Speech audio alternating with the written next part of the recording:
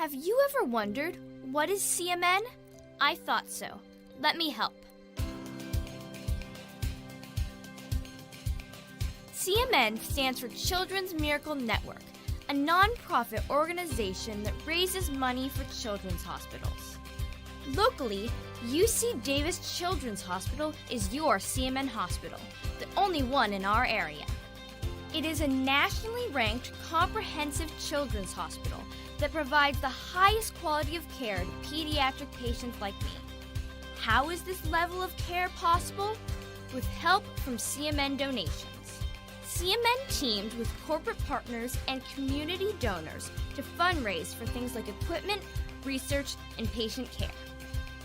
All money raised locally during campaigns like this stays local to support children treated at UC Davis Children's Hospital. Sick and injured kids can't wait to get the care they need. And thanks to generous donors, partners, and fundraisers like you, we don't have to. Please give wherever you see the Miracle Balloon, and thank you for supporting CMN at UC Davis. Hi, Bill Evans, President of the Placer County Association of Realtors. We're in the store, our conference facilities, an amazing team helps keep together an amazing organization, and we thank them all.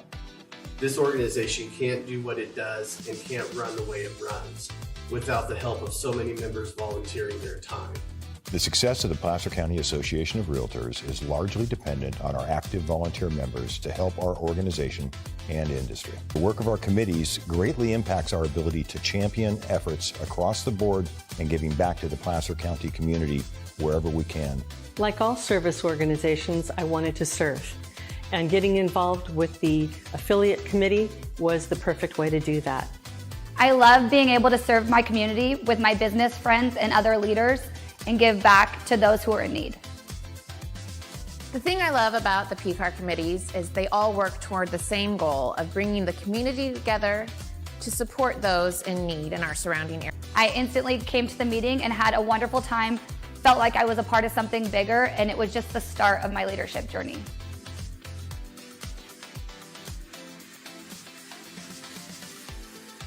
Being in the market for a new home comes with more than just buying a property. It is finding the right house in the right neighborhood in the right community. Since 2005, Lori with Frey & Associates Real Estate has lived and worked as a real estate broker in Lincoln. She is passionate about local organizations and volunteers with them as well. She's knowledgeable, she knows, she asks a lot of questions, she gets things done. We still learn a lot from Lori, and she's very helpful, very positive, and has been wonderful, wonderful broker. We at Frey & Associates are your local hometown realtor, and we are here for you.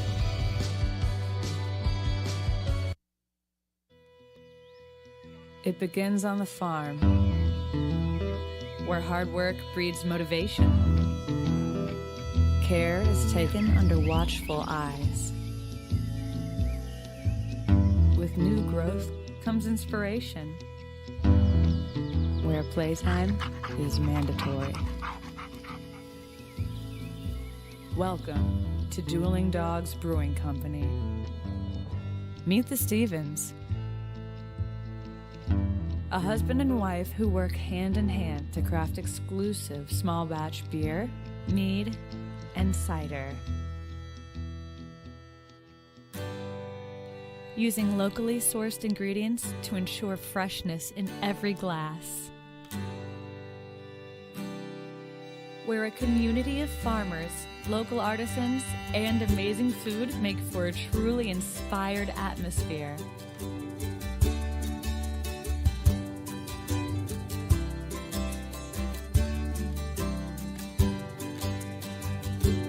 At the end of the day, we know the value of hard work. The families it unites, it's in the pride we take, the stories we tell, and the best friends who are cherished. Dueling Dogs Brewing Company.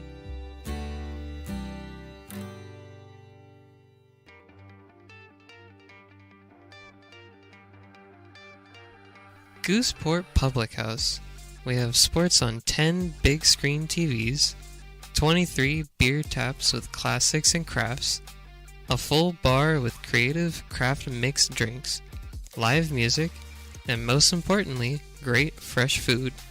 In downtown Roseville off Vernon Street, only 15 minutes from the ballpark. See ya at Gooseport. Old Town Pizza, a proud sponsor of your Potters baseball, will deliver you a slice that you won't soon forget. Come see why they've been voted the best of the best 12 straight years. Visit otpizza.net to get yours today. But don't take it from me. I think Old Town Pizza should be expanded through the state or even through the country because it's so delicious. Astro Air Design Incorporated, where you feel the difference. We are a locally owned and operated heating, air conditioning, and custom sheet metal company committed to the highest quality of craftsmanship at a competitive price. Our trained and certified technicians have the knowledge and experience required to install, maintain, or repair your home comfort solutions. Our upfront pricing gives you the peace of mind because you know your price is locked in. Call Astro Air Design Incorporated today.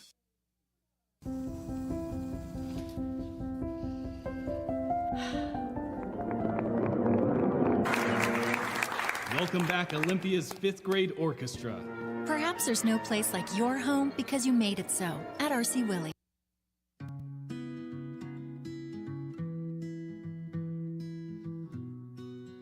Lincoln Area Archives Museum is the official partner of the Potters 100th anniversary season. The museum is located just around the corner in Bierman Plaza in the center of the Old Historic District. Plan your visit and learn about early Lincoln history.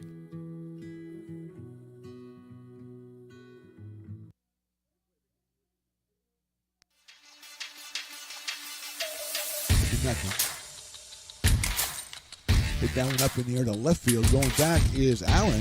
Still going back. He runs out of room. That ball's out of here. Peyton Brennan did it again.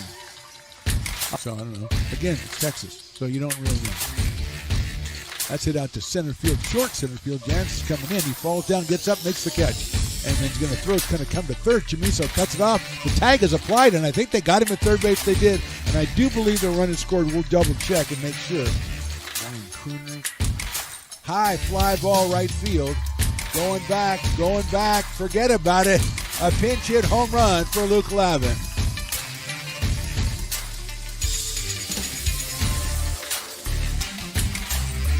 Fourth Potters home run of the game. 2 balls and 1 strike. Castellanos comes down the line at the third. That's hit sharply down the line at third. What a play by Furry. Gets up, throws it across the diamond on a hop to first. What a play by Trey Furry.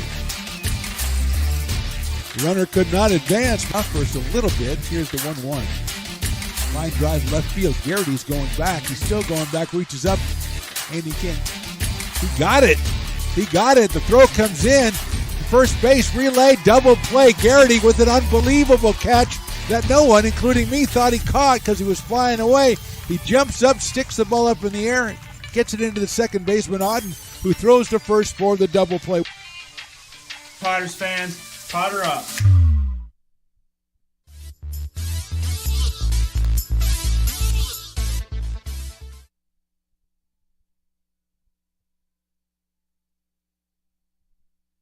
And there you have it, ladies and gentlemen, the Star Spangled Banner to kick us off tonight. This last game of the second day of the West Coast World Series. The hometown Lincoln Potters against the Athletic Edge Express, or as we call them, AE Express, for the right to advance to the winner's bracket final tomorrow at 8:05 against the West Coast Kings. Hello, Mark the Phantom Lowe here with Roddy the Engineer, and hopefully my broadcast partner today, the incredibly buoyant and excited at the opportunity, Mr. Stones McCoy. Yes, I am here. Thanks so much. Thanks so much for your contribution already to the game. We were having a conversation off the air, so I thought you saw that. I didn't think you'd bring me on that quickly. Okay, but hey, so this is going well. Did Coop and those two start this way? I mean, just bickering all the time? I haven't the slightest. Fantastic. Anyway, Stones McCoy, last night the Potters took a 13-4 win, a grand slam for Dominic Rodriguez, a walk-off for Austin Menacini. Had to be nice for a long-time Potter fan like yourself to see the bats come out. Oh, yeah, no, it was very nice to see big flies and big numbers up on that scoreboard last night. Offensively, the Potters looked really, really good. Yeah, some new faces for the Potters. They've been following the Potters all season. Got some new faces, some old faces. Dominic Rodriguez with the big grand slam home run. Nice to see him go yard. And tonight, Trevin Crowley, the right-hander, on the mound for the Potters. And we've seen him a couple of times during the regular season. Good-looking right-hander. Oh, yeah, Trevin Crowley, absolutely. No, good-looking right-hander. He's got nice power in his arm. Got good run-side action. I really liked what we saw from him in the regular season. I'm interested to find out what he can do against this AE Express. Yeah, and so we talked about it a little bit yesterday. Some of these guys haven't played in a while because the regular season got over for most of them a week or 2 weeks ago. So we don't know when a lot of these pitchers, the last time they've thrown, in Crowley probably about 10 days since he's thrown a pitch in competition. So we'll see how quickly he adapts to this one, as the Express, who are largely comprised of people, Stones, that we saw during the American River College baseball season. It's a large contingent from Santa Rosa Junior College on the AE Express. A couple of guys from, there's College of Marin, also Solano College, but mostly Santa Rosa Junior College, a fine team in the Big 8 Conference. So we'll see a lot of them today, including the leadoff man, who is the center fielder, Jelani Mason. He will be followed by Joe Brown and Garrett Lewis, also from Santa Rosa Junior College. So we know they have a pretty high level. We've seen them, as we said, Stones, in the Big 8 Conference, a good-looking ball club. Absolutely. We're going to see a lot more of them this year, too. So absolutely, yeah, we're back. We are back. There we go. Fantastic. Oh, we're going to start off with some football and some, soccer and water polo. Don't forget that. Don't forget water polo. Love the water polo. Here we go. Mason against Crowley. We got this one started. 7 innings, remember, in West Coast World Series play until we get to the final game on Friday night. The first pitch is high and outside for a ball. Last game of the day. This one sends the winner to the winner's bracket final against the West Coast Kings, who took care of the Philippine national team 10-2 in the game that just got over. A breaking ball just misses the outside corner. 2-0 on Mason. There's yesterday's starter, JoJo Villarreal, walking down in front of us right now. Oh, there you go. He got himself a W yesterday. That was nice to see. Yes, he did. In there for a strike. Always, when JoJo's pitching, you always look to see how the breaking ball's going on. Because that's his strikeout pitch. Absolutely. He's got really good command of it generally. And yesterday it looked good. It looked absolutely good as he went through 4 innings. 2-1 pitch is a kind of a feeble-looking swing on a breaking ball. Speaking of breaking balls, one from Crowley. 2-2 on Mason here in the top of the first inning. The third annual West Coast World Series. Stones Radio Networks has been at all 3. The first one and the second one. Yeah, so all 3. Yeah, there you go. 2-2 pitch swung on and missed. The bat goes flying, but the ball doesn't. So the first out is recorded on a strikeout of Mason. 1 out, and that will bring up Joe Brown, the shortstop. Just a word about Trevin Crowley. He'll be going to Jessup University this fall. Let's take a look at the defensive alignment for your Lincoln Potters. You got Alex Johnson in left, Chris Catalano in center, Parker Hellickson over in right. Quentin Hall moves into third base today. Zach Chamiso, the Lincoln product, at shortstop. Dylan Wells at second. Dominic Rodriguez at first. Behind the plate is Austin Menacini, and on the mound is Trevin Crowley. Clayton Coates, once again, the DH for the Potters in this one, as Joe Brown comes up to the plate. He is the shortstop, also from Santa Rosa Junior College, and he is ahead in the count. 2 balls and no strikes. Full slate of games tomorrow in the West Coast World Series, starting with the Philippine national team against the Alameda Anchors. That's an 11:05 game. That is inside ball 3. Then we've got the Tigers will take on the California Tigers, who beat the Saints today 6-2. They take on the loser of this game. That's at 2:05. Then at 5:05, the winners of those first 2 games will play, and then at 8:05, it's the West Coast Kings against the winner of this game. That's right in there for a strike, 3-1. So a full day of action. Hopefully the Potters, you want to stay in that winner's bracket so you don't use all your pitching, because teams typically a little bit thin in pitching this late in the summer season. Here's the 3-1. Breaking ball is in there for a strike, 3-2. Yeah, especially this year because, the team with no wins, that's the top seed. That's the home team in that championship game, so you definitely want to go that route. Oh, well done, yeah. Popped up. Coming in the center fielder, that is Catalano. He's got a beat on it, makes the catch for the out. Yeah, the team that goes through undefeated gets to be the home team. That's a great point. So you really want to get on top of that, but you got to get to that game tomorrow before you could win it. So that's what the Potters are looking at right now. Here is Garrett Lewis, the second baseman. Garrett, another Santa Rosa Junior College product, comes up here with 2 outs and nobody on in the top of the first inning. Last game of day 2 of the West Coast World Series. That is outside by Crowley. Potters just used 2 pitchers last night. Drew Aguilar came in to relieve JoJo, so they have a pretty good staff over there. That's a fastball. It's high at 89 by Crowley. He's got up in the 90s, I think, Stones, hasn't he, during the regular season? Yes, he has, and that fastball, when it's working, it really can be devastating because the off-speed pitch really looks crazy off of that fastball. There is the off-speed pitch. It's a little down low, yeah. Yeah, you throw that off-speed pitch, and then you throw up at 89 or 90, and it looks like it's 94, 95. Absolutely. 3-0, though, on Garrett Lewis. Nick Tobin, the first baseman, to follow. That is outside for a ball. So he went 3-0 on Brown and came back and got him, but he loses Garrett Lewis to the base on balls, and that brings up Nick Tobin, another Santa Rosa Junior College product, who we remember a little bit from the junior college season. Pretty good hitting first baseman, Nick Tobin. Keisho Kersher is on deck, the designated hitter. I remember correctly. Didn't he put one out at Beaver Stadium? Nick Tobin might have. Beaver Stadium would have been amazing. Beaver Field. Beaver Field, excuse me, I apologize. Oh, I tell you, though, Beaver Stadium. That would be cool if they played baseball at Beaver Stadium. That would be fun. Yeah, we will be at Beaver Stadium for a couple of games, absolutely. I think he did, and I think he was one of, Santa Rosa, as you know, had a bunch of bats. Absolutely. We've seen Connor Sharpio from the Prune Packers. It was on Santa Rosa. Jared Sundstrom was a Santa Rosa Junior College product, so they have a lot of bats on that ball club. That is outside and low, evens the count up at 1-1. Well, it's just the dimensions over there at AR. They're quite big, if you will. And if I remember correctly, I think Tobin hit a pretty big-sized home run over there. It was impressive. Yeah, the wind usually blowing in or across as well. Here's a nice breaking ball, but it's high, 2-1. 2 balls, 1 strike on Tobin. 2 outs here, top of the first. Potters and AE Express. It stands for Athlete Edge. Athletic Edge Express. Just get that out there now. Let's get that out there. Because I thought it was Athletic Express, but it's AE Express. AE Express. So I think there's an extra word. I think I would have called it Athletic Elite Express. It was me. Yeah. But that's not what they did. They called it Edge. There's a nice-looking fastball in there for a strike at 88 from Trevin Crowley. Evens it up at 2-2. Crowley's he's getting those pitches that are down in the, but he's not getting those ones at the top of that zone. He's really fighting for that high fastball right now. 2-2 pitch, just misses outside. 3-2. Elsewhere in the booth, of course, the great Willie Preston to our right, doing the PH stuff. Riley, the engineer, is to your left, and then CB is working all the statistics and stuff over there, official score and all that stuff. Yeah. So we got a very small crew up here, but a very, very dedicated one. We allowed college baseball in the booth tonight. Yes, we did. 3-2 pitch, inside, ball 4. So 2 walks in a row after 2 are out, and that'll bring up Keisho Kersher. Also from Santa Rosa Junior College, wearing number 3 for the AE Express. Oh, he is the Dueling Dogs batter of the game. So if he strikes out 50, hey, Willie's going for number 5 hitter, Stones. Yeah, what's behind this? I think he's just feeling it. He had a good night last night. Did he? Like, yeah, he did. Let's go again.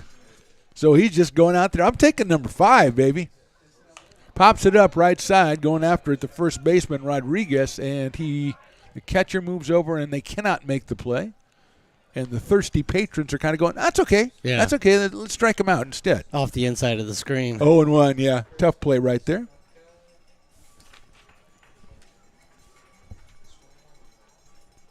Oh, 0-1 now on Kersher. He's followed by Cameron Duran, the catcher.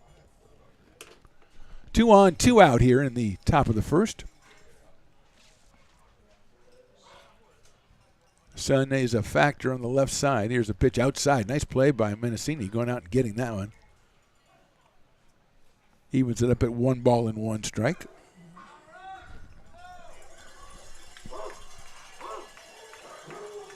Oh, now Willie's got the guys with doing the dogs and the soundtrack. Does he got his vicious mix or his little yappy mix in? I can never tell. Yeah, fastball, nice looking pitch. Misses the outside corner, 2-1.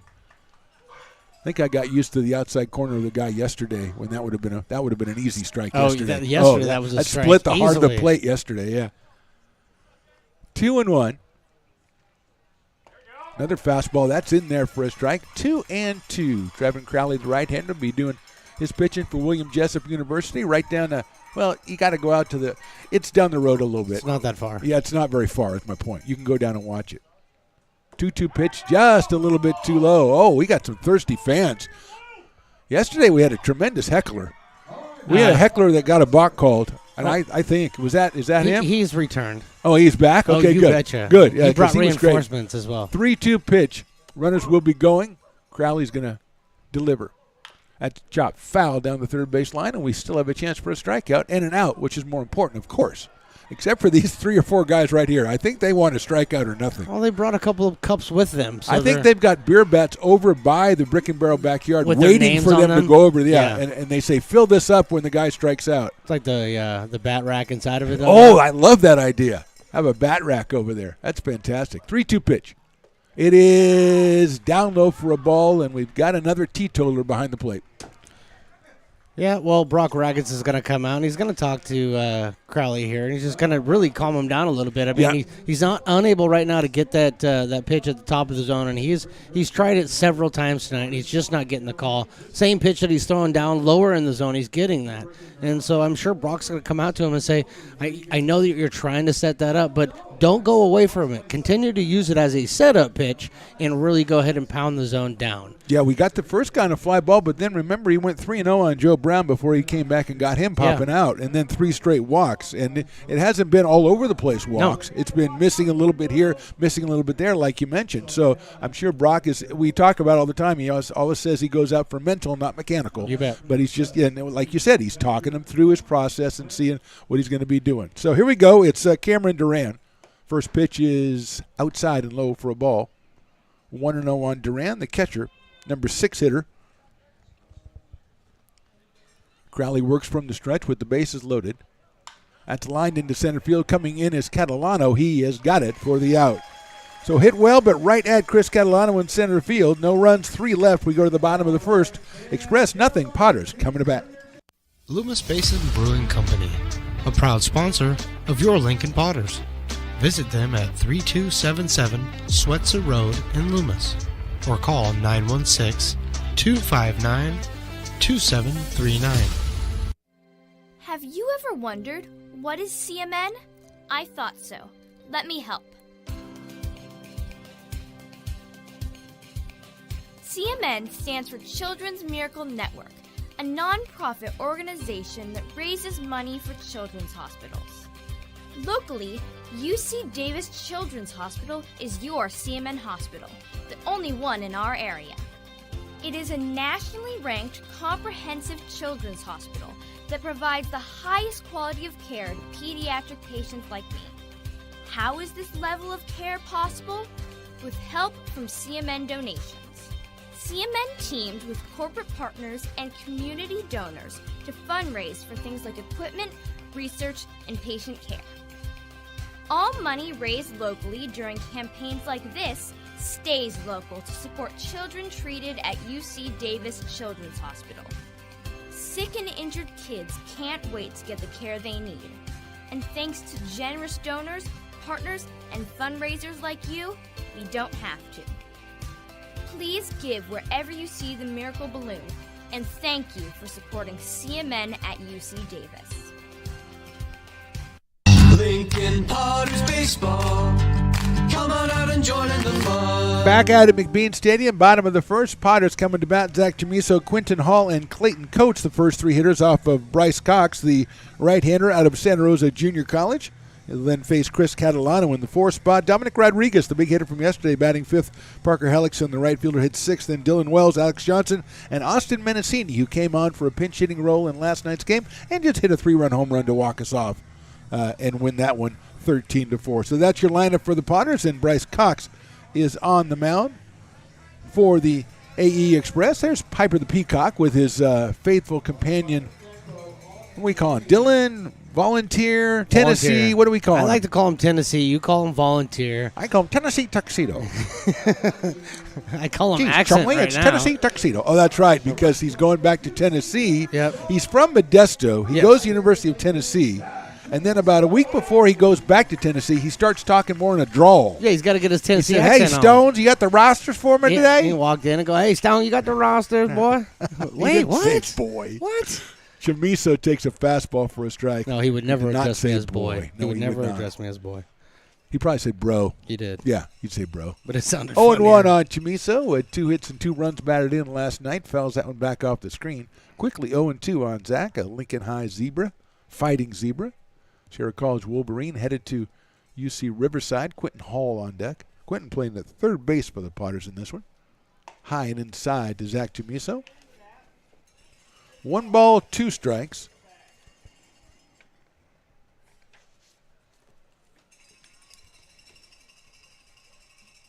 Chamiso takes a breaking ball, calls strike 3. He got the high strike call there on that one, Stones, and Chamiso is out on strikes for the first out here in the bottom of the first inning. Brings up Quentin Hall, who had a base hit last night in 4 trips for the Potters. Quentin also going to be down at William Jessup University this year. It's really nice to see him back in. Oh, absolutely. Back in town and local where he belongs. And being over at Jessup, he's going to be playing with his old skip over there in Ryan Stevens. Oh, that's right. Yeah, he was out here a couple years ago playing for the Potters. Yes, and he it's was. great to see him back. Fan favorite. Didn't he leave and then come back in that season? Yes, or he am did. I thinking of somebody? I thought No, he did leave he and then did. came back. He takes a breaking ball. That one is high, and Chamiso's like, hey, that's the same place mine was, bro. Well, the Chamiso one was high and outside, and that was a tough one to get the call on, especially with what we saw in the first. That's fouled that way. A fastball. Bryce at about 84 on the fastball right now here in the bottom of the first inning.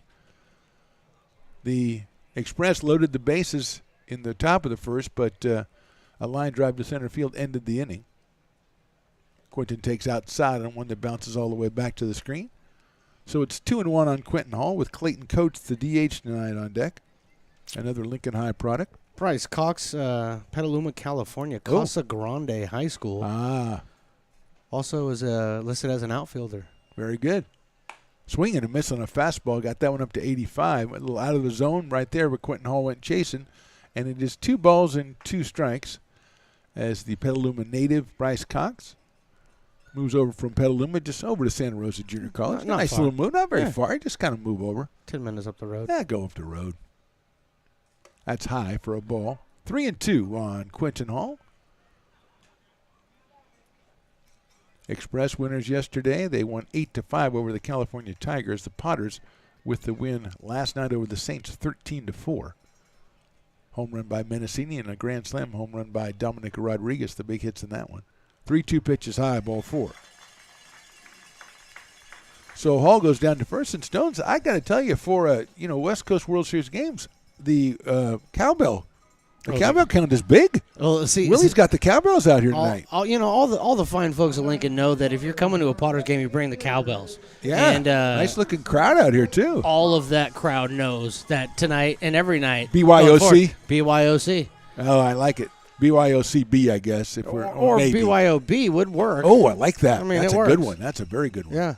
That's high and inside for a ball. BYOB, I like that. That's like the second good idea you had today. Thank you. Hey, and that's for you. If you don't mind, I'm also going to talk to all the fine folks out there about the away defense.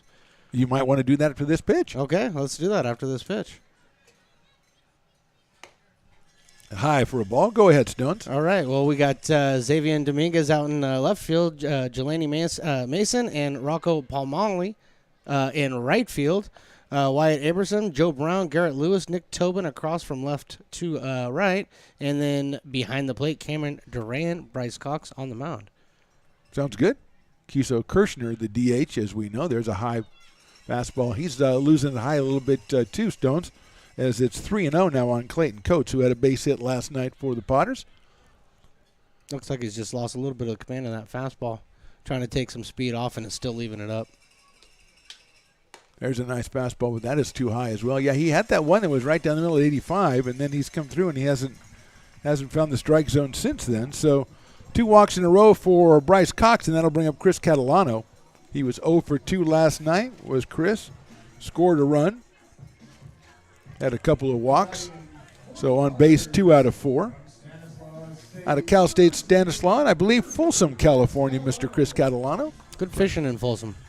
I hear that you wouldn't know good fishing because you never catch any fish. I don't catch That's anything. what I I'm just told. hear where the good fishing is. Fly ball right field going after it is Palmini. He's still going after it. That is going to be hopping open. I think it's up against the screen, and it's going to be a ground rule double out there for Chris Catalano, and he's got himself an RBI. They're going to send Clayton Coates back to third base, but scoring is Quentin Hall, and Catalano comes up with an RBI double, and the Potters grab the early lead 1-0.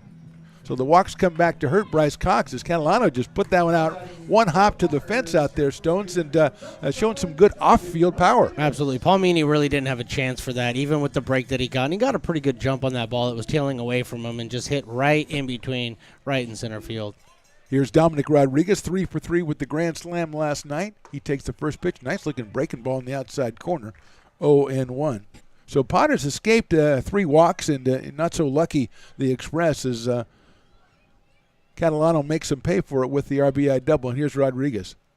He takes that one, and it's down low for a ball, 1-1. Dominic out of Turlock, California, San Joaquin Delta Community College, so he's seen most of these guys in Big 8 conference play. Swing and a miss at the high fastball, and that was close to the area that he got the pitch yesterday to hit out of here. High inside fastball, but that one he's just a little bit behind on. So he's in the hole at 1-2 strikes with Parker Hellickson due to follow. Yeah, that was swinging with conviction right there. That's chopped down the first base line, but foul.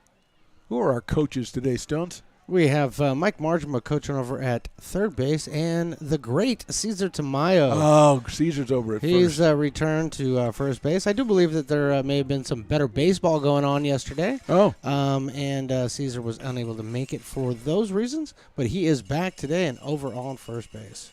Sounds good. Here's the 1-2 again. That is in the dirt. Nice block back there by Cameron Duran to keep the runners at second and third. 2-2 on Dominic Rodriguez, who likes to adjust the old batting gloves every time. He likes to do that, yeah. A little Garcia Parra action? I like it. Oh, no ma. Outside, nice take by Dominic Rodriguez. That was a good-looking breaking ball from Bryce Cox, but now it is 3 balls and 2 strikes. Express playing in at first and third, even with the bag. Regular depth at second and short here. Here's the 3-2 to Dominic Rodriguez. That's outside and low for a ball. So another walk in the inning loads the bases for the Potters and brings up Parker Hellickson, who was 3 for 3 yesterday in his debut. Coach going to go. Scored twice and drove in 1. So we're going to have a little meeting at the mound.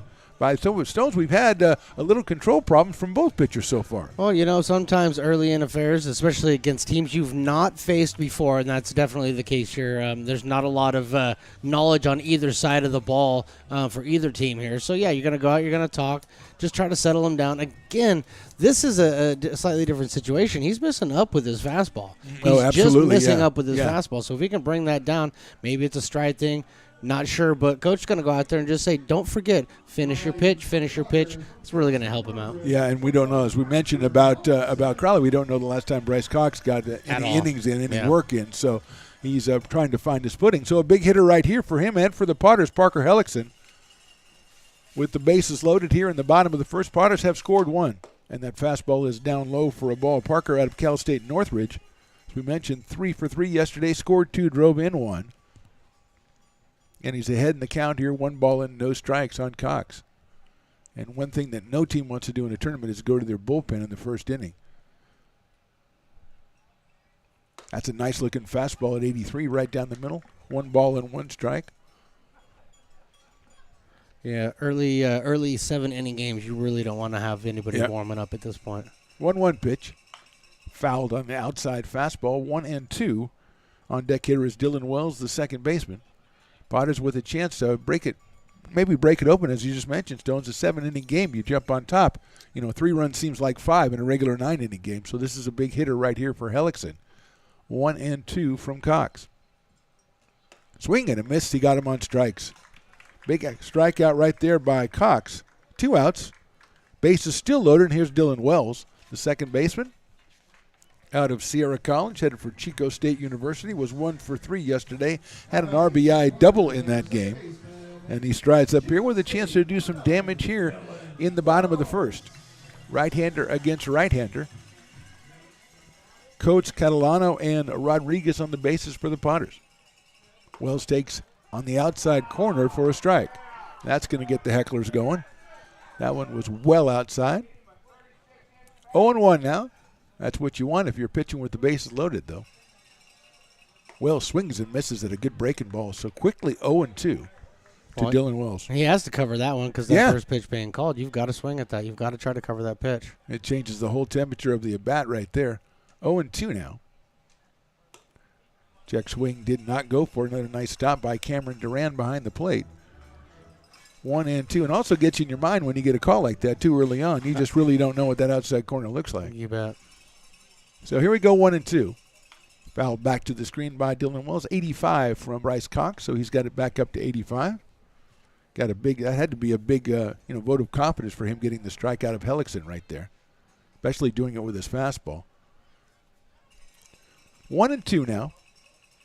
Breaking ball, call strike 3. So Cox comes in, strikes out 2 guys with the bases loaded. Potters score 1. We go to the second. Potters lead it 1-0. It begins on the farm, where hard work breeds motivation. Care is taken under watchful eyes. With new growth comes inspiration, where playtime is mandatory. Welcome to Dueling Dogs Brewing Company. Meet the Stevens, a husband and wife who work hand in hand to craft exclusive small batch beer, mead, and cider. Using locally sourced ingredients to ensure freshness in every glass. Where a community of farmers, local artisans, and amazing food make for a truly inspired atmosphere.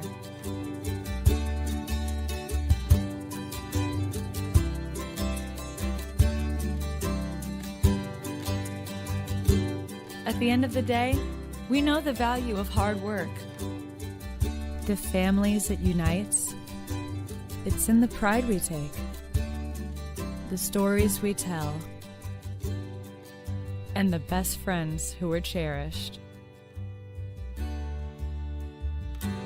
Dueling Dogs Brewing Company. Lincoln Potters Baseball. Come on out and join in the fun. Top of the second, Potters lead 1-0, but it could have been worse. Bryce Cox comes through with 2 strikeouts with the bases loaded there to end the bottom of the first. White Abramson, then Xavier Dominguez, and Rocco Palmini, the first 3 hitters. 7, 8, and 9 against Trevin Crowley as we go into the top of the second. AE Express against your Lincoln Potters. We thank you for joining us on the YouTube channels. There's the first pitch. It's a breaking ball in the dirt. Or ball 1-0. If you're not out here, the people out here are having quite a nice time. They're having fun. Quite a nice time out here, Stones. Why aren't you guys out here having fun with them? That's a great point. In there for a strike. I mean, there's the lines for the Brick and Barrel aren't as long as they usually are during regular Potter games. You can get a beer whenever you want. So get out here and fill them up. Breaking ball is high, 2-1. So what we're asking you to do is, if you can't make it tonight, let's get the Potters a win, and you can come out tomorrow night at 8:05. High and inside for a ball, 3-1. I like the way you think, because that's what I like. That's what I want to do. I want to come out here tomorrow night, 8:05, watch a Potters game, enjoy a beer from Brick and Barrel backyard, get a hot dog over at Fat Cat. Oh, that's a great idea. Very good addition right there. And just enjoy Lincoln. Just enjoy Lincoln. 3-2 pitch coming up. That's lined out to the left of second base into right field for a base hit. Nice dive by Dylan Wells, but it's by him a single for Abramson. Yeah, tough play for Wells there. I mean, once it hits that turf, you get that little skip hop. You know, it's like skipping a rock across the lake. It just takes off on you. He had a good beat on it. Just once it hit the turf, it just skipped right past once him. He starts to do his dive, once you dive, you can't really adjust to where the ball is. And he was hoping to find it. He did not. It's a base hit by Abramson. He's at first base, and here's Xavier Dominguez, the left fielder, left-handed hitter. Swings and grounds it down to third, past third into left field. That's a solid base hit. Quentin Hall with the dive could not make the play. So 2 quick hits for the Express here. They've got runners at first and second with nobody out, and Rocco Palmini, the number 9 hitter, the right fielder at the plate. Out of Solano Community College, where the rare players that's not from Santa Rosa Junior College on the Express roster. So 2 on, and that really illustrates the bottom of the first 2, Stones. When you can have a chance to get a couple, you only get one, and the other team goes out and puts a couple hits together. He's showing bunt. Bunt's at foul over against the screen. No, absolutely. I was just going to say with the Dominguez, I mean, you got Quentin Hall's playing off the line because you got a left-handed batter up there, and then Dominguez just kind of flips that one over to the left side, right on the line, in between the bag and Quentin Hall. Yeah. That's not something as a third baseman you're expecting coming off the left-handed bat. So first and second, 0-1 now on Palmini. Quentin Hall, aforementioned, coming in at third. Pitches inside's going to get away and rolls over to the left side, so no sacrifices needed on the wild pitch. Runners at second and third, still nobody out here, and a 1-1 count now on Rocco Palmini. Top of the order, Jelani Mason on deck. Tough break, ball hitting off the pole there, bouncing all the way over towards the third base side. Had it hit the backstop, it kind of came back. They could have had something over there at third base. Yeah, usually on the fastball. That was a breaking ball. Yeah. Sometimes it'll spin out anyway. That is on the inside corner for a strike, 1-2. So now Crowley's going to have to do what Cox did, which is bear down with runners in scoring position and less than 2 outs. In this case, nobody out. The left-handed Palmini with a 1-ball, 2-strike count. Swings and misses. He got him. So Crowley with his second strikeout, 1 out, and top of the order, Jelani Mason coming to the plate. Huge strikeout for Crowley there. Had to get that one. Mason struck out his first time up. He is the center fielder for the Express. Potter's playing it even with the bag at first and third. Actually, Hall a little bit behind third. Rodriguez playing pretty much even with the bag, and the middle infielders in regular position. Swing and a miss. Took a little off that one, not up to Trevin's usual fastball. He about 83 on that one, but just enough to throw Mason off the track. So it's 0-1 on Jelani. Massini doing a really good job back there, letting Trevin just to throw what he wants to throw. Yeah, you got to have that confidence. That's right, just what you're talking about, Stones. He scoops that one up a low fastball. That's 1 ball and 1 strike. Members of the West Coast Kings crowding in to see who their opponent is going to be tomorrow. Boy. They'll be playing in that winner's bracket final by virtue of their win over the Filipino national team. Here's the 1-1. That is also down low and blocked. 2-1. I'll keep my eye on him. Don't worry. Don't worry, folks. I don't have any. I don't think I'm not looking side-eyed at them. I mean, they're just sitting here scouting their opponent. They're fine as long as they pay for their goods. Okay? That's the thing. That's I don't know. Who let them in? Did they pay? Well, no, they actually, by virtue of being in the tournament, get it's tickets? okay. It's okay. They can come in. I didn't it's know all they right, had yeah. tickets. 2-1 pitches inside. That's going to get That's away. tough. And scoring is Abramson. Yeah. So another wild pitch, another breaking ball inside that bounced, hit near the batter and went to the left, which usually means it hit something, but I think that just hit the ground or the plate and bounced back to the left side. So the weird spin on that from Crowley, a couple of times we've seen that, and now the score is tied at 1. Yeah, just a tough break. Even it's either the spin or where it hits. It could, we are talking about artificial out here in front. So there's some cutouts. It could have hit one of the cutouts. Exactly. That's just a tough break for the Potters. And Dominguez moves over to third, so the go-ahead run is at third base with just 1 out. Mason chops it out towards second. The run will score, and Dylan Wells throws him out at first base. So 2 runs by the Express to come back. They take the lead. An RBI for Jelani Mason. And the wild pitch is critical here in the top of the second. That brings up Joe Brown, who flied to center field his first time up. Mason did exactly what you wanted to do there for the Express. You know, hit that ball in play and get it to the right side. Yeah, perfectly placed there, the big hopper, and almost beat it out. It took a while to get to Dylan Wells. 1-0 now on Joe Brown with Garrett Lewis to follow. Fastball is in there for a strike at 87 from Crowley. He's just getting it and ripping it now. Yeah, 1-1. They're probably a little frustrated over the way the inning has unfolded. Breaking ball outside, 2-1. As you said, Mendocini having to make a lot of stops behind the plate, probably asking a lot of him. He's had to go down on his knees 4 or 5 times in a row. There's a swing and a miss. 2-2. And when you throw the breaking ball, as you know, you throw the breaking ball, hits the ground, it's got that crazy spin. There's not much a catcher can do. 2-2 pitch. High fly ball out to center. Again, Catalano in his tracks almost. And he makes the catch for the third out. So 2 runs on 2 hits. We go to the bottom of the second. Express now leads this one 2-1.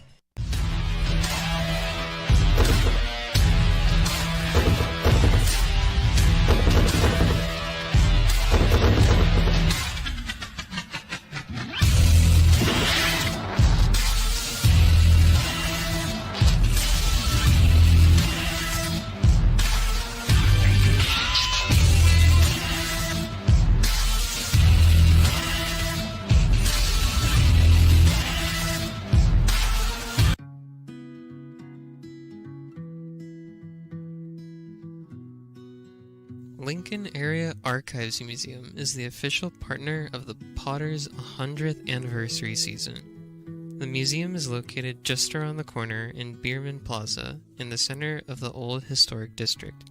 Plan your visit and learn about early Lincoln history. The mouth-watering Big Mac with a savory Filet-O-Fish and a tasty McChicken. My goodness, that looks good. Oh, you're making a McDonald's menu hack. Yes, a land, air, and sea. Oh, it's going to tip over. No, it's good. It's good. Very stable. Order the land, air, and sea by name. Build it by hand. Lincoln Potters Baseball. Come on out and join in the fun. Bottom of the second, Potters trailing 2-1. And Stones, I want you to explain just to our fans who are watching Stones Cam, a very special Piper race here in the second inning. That was great. Birthday boy Martine, super fan of the Lincoln Potters and a good friend of mine, turned 29 this week, and that's all we're going to say about that. But he got to race Piper, and he set the stipulations today. Yeah, so he got to choose who was where? So he made Piper start at home. He got to start at second. I like that. And he dusted Piper, and he won. He did. I can't be happier for him right now. And he burst through the hit home plate like he was going through the tape, too. I love that. And he threw out the first pitch today. Or was that yesterday? I think that was yesterday. I think it was yesterday. Because he said his birthday was yesterday. I guess that's what he does. It's his week, man. There you go. All right, so here we go. Bottom of the second. Alex Johnson, Austin Menacini, and Zach Chamiso here against Bryce Cox, whose breaking ball is in there for a strike. Johnson came on late yesterday. I believe he had 1 at bat in that game. Flied out to right field on that at bat. Another breaking ball, swing and a miss this time. It's 0-2 on Alex Johnson. Back-to-back breaking balls right there.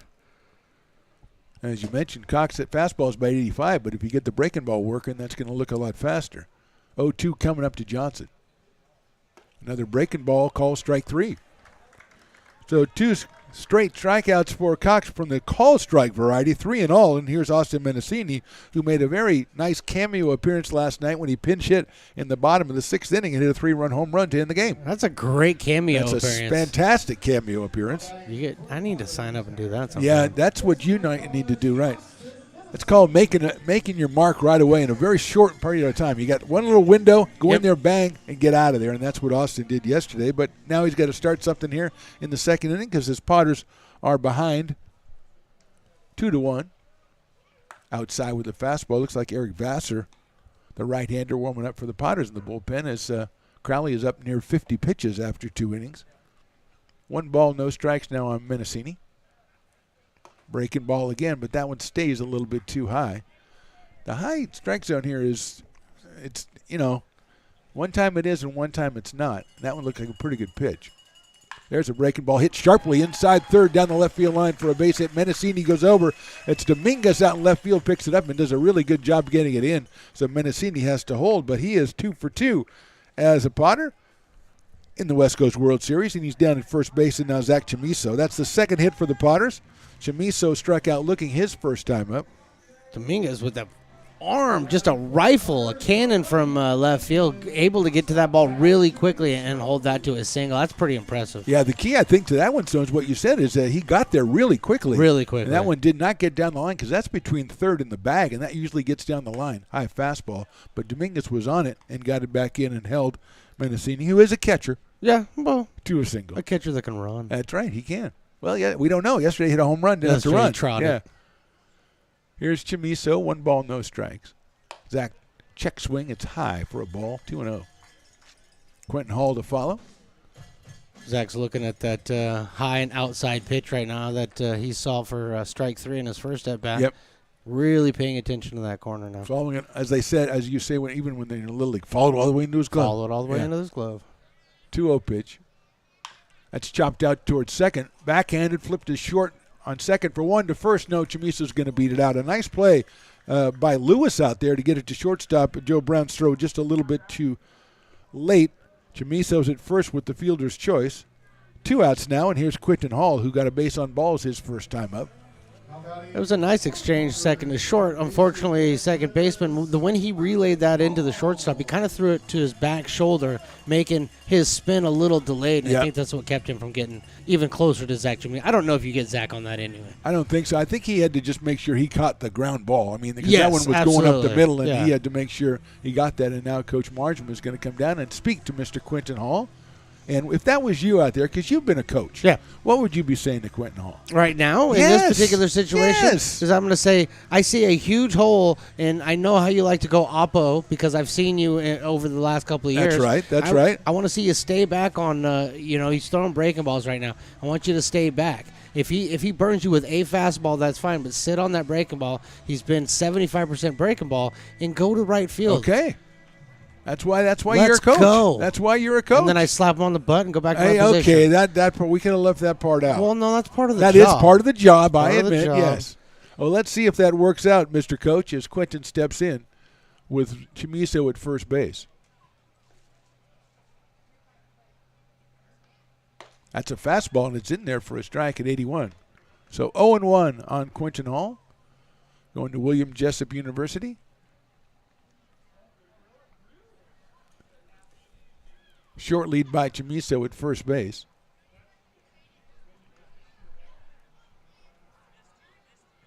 Fastball is high, laid off that one. 1 ball and 1 strike. Potters have to really be selective. That fastball is coming in that top of the strike zone a little higher, and they've got to be patient and lay off that one. 1-1. There's your breaking ball, and he takes it the other way down the right field line, giving chase is Palmini, and he reaches over. Did he make the catch? He did not. That was a foul ball in the bullpen. He made the little basket. It looked like he was doing it pretty casually out there, but did not make the play. I actually think it actually hit off of his glove, so I do believe he got leather on it. That's a tough play, as we've talked about a million times. Guys in right field, especially if you don't know the field, you got to run into that bullpen area with the mounds and everything out there. But as you said, he laid back on the breaking ball stones and gave it a nice ride down the right field corner. It's this park is set up for driving the ball out to right field, especially if you got a little bit of power. You can get it out of there in a hurry. So I like the approach. And as you mentioned, we've seen Quentin do that in his history as a Potter. Here's the 1-2 coming up. There goes Chamizo. It's outside. The throw to second base is in time. No, he didn't. He got underneath it. Good throw by Duran. The tag made by Joe Brown, but Chamizo just sneaks underneath it, and he is safe at second base. So everybody did their job on that one, and the Potters got the call. Yeah, Duran gets that down 2 feet. I think Chamizo's out. The ball was just a little bit high, but great throw by the catcher. I like the release. He got it out quickly. I Really like did. that, yeah. So 2-2 now. And Chamizo in scoring position for Quentin Hall. Bryce Cox, here's the pitch. Hit down the right field line again, but that one is foul. So Cox up near 45 pitches as well through 2 inning stunts, as we had our eye on Crowley getting up near the 50 mark for his 2 innings of work. Well, it means both teams are really making the other pitcher work. That's Yeah, what it's absolutely. all about. This is a good matchup right here. Absolutely. Breaking balls fouled back to the screen, and that's a situation where a high breaking ball like that, you just can't take a chance. You don't know what kind of call you're going to get. Absolutely not. And I do believe that's what Marjama was having a conversation with Q about before this at-bat started. I like that. That Name pitch Q. right there. I Oh, like yeah, that. that's my boy. That's I Q. like that. And I know you guys have a history. I know that. Fastball is hit down the right field line. That is out of play. Palmini giving chase, but doesn't have to. That's out near the parking lot Potters. Yeah, absolutely. They're here today, too. They're all posted up in front of us. Yes, they are. They didn't park over there today, but They got the good seats today, don't they? They do. They do. They get the best seats. I mean, they're the parking lot Potters. Well, that's right. What am I saying? Yeah, of course come they are. Chamizo dancing off of second. Now he goes back to the bag. Cox taking a year and a half to throw it, and he doesn't. And then he went to his lip there. Come on. I hope you saw that. Call it a double balk. Yeah, I would. 2 bases, score. And that's what I would do. And the batter gets a free base. And ejected, okay? And just keep piling stuff on. Ready to go 2-2. Line drive, second baseman. Wow. What a play at second base by Lewis. The backhanded catch of the line drive, and they're out of the inning. We go to the top of the third. Potter's Trail, 2-1.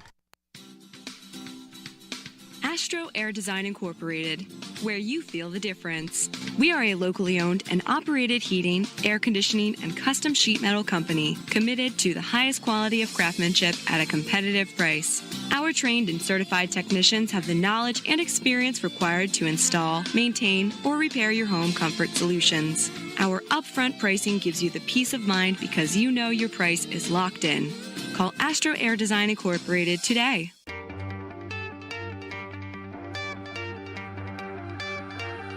Gooseport Public House. We have sports on 10 big screen TVs, 23 beer taps with classics and crafts, a full bar with creative craft mixed drinks, live music, and most importantly, great fresh food. In downtown Roseville off Vernon Street. Only 15 minutes from the ballpark.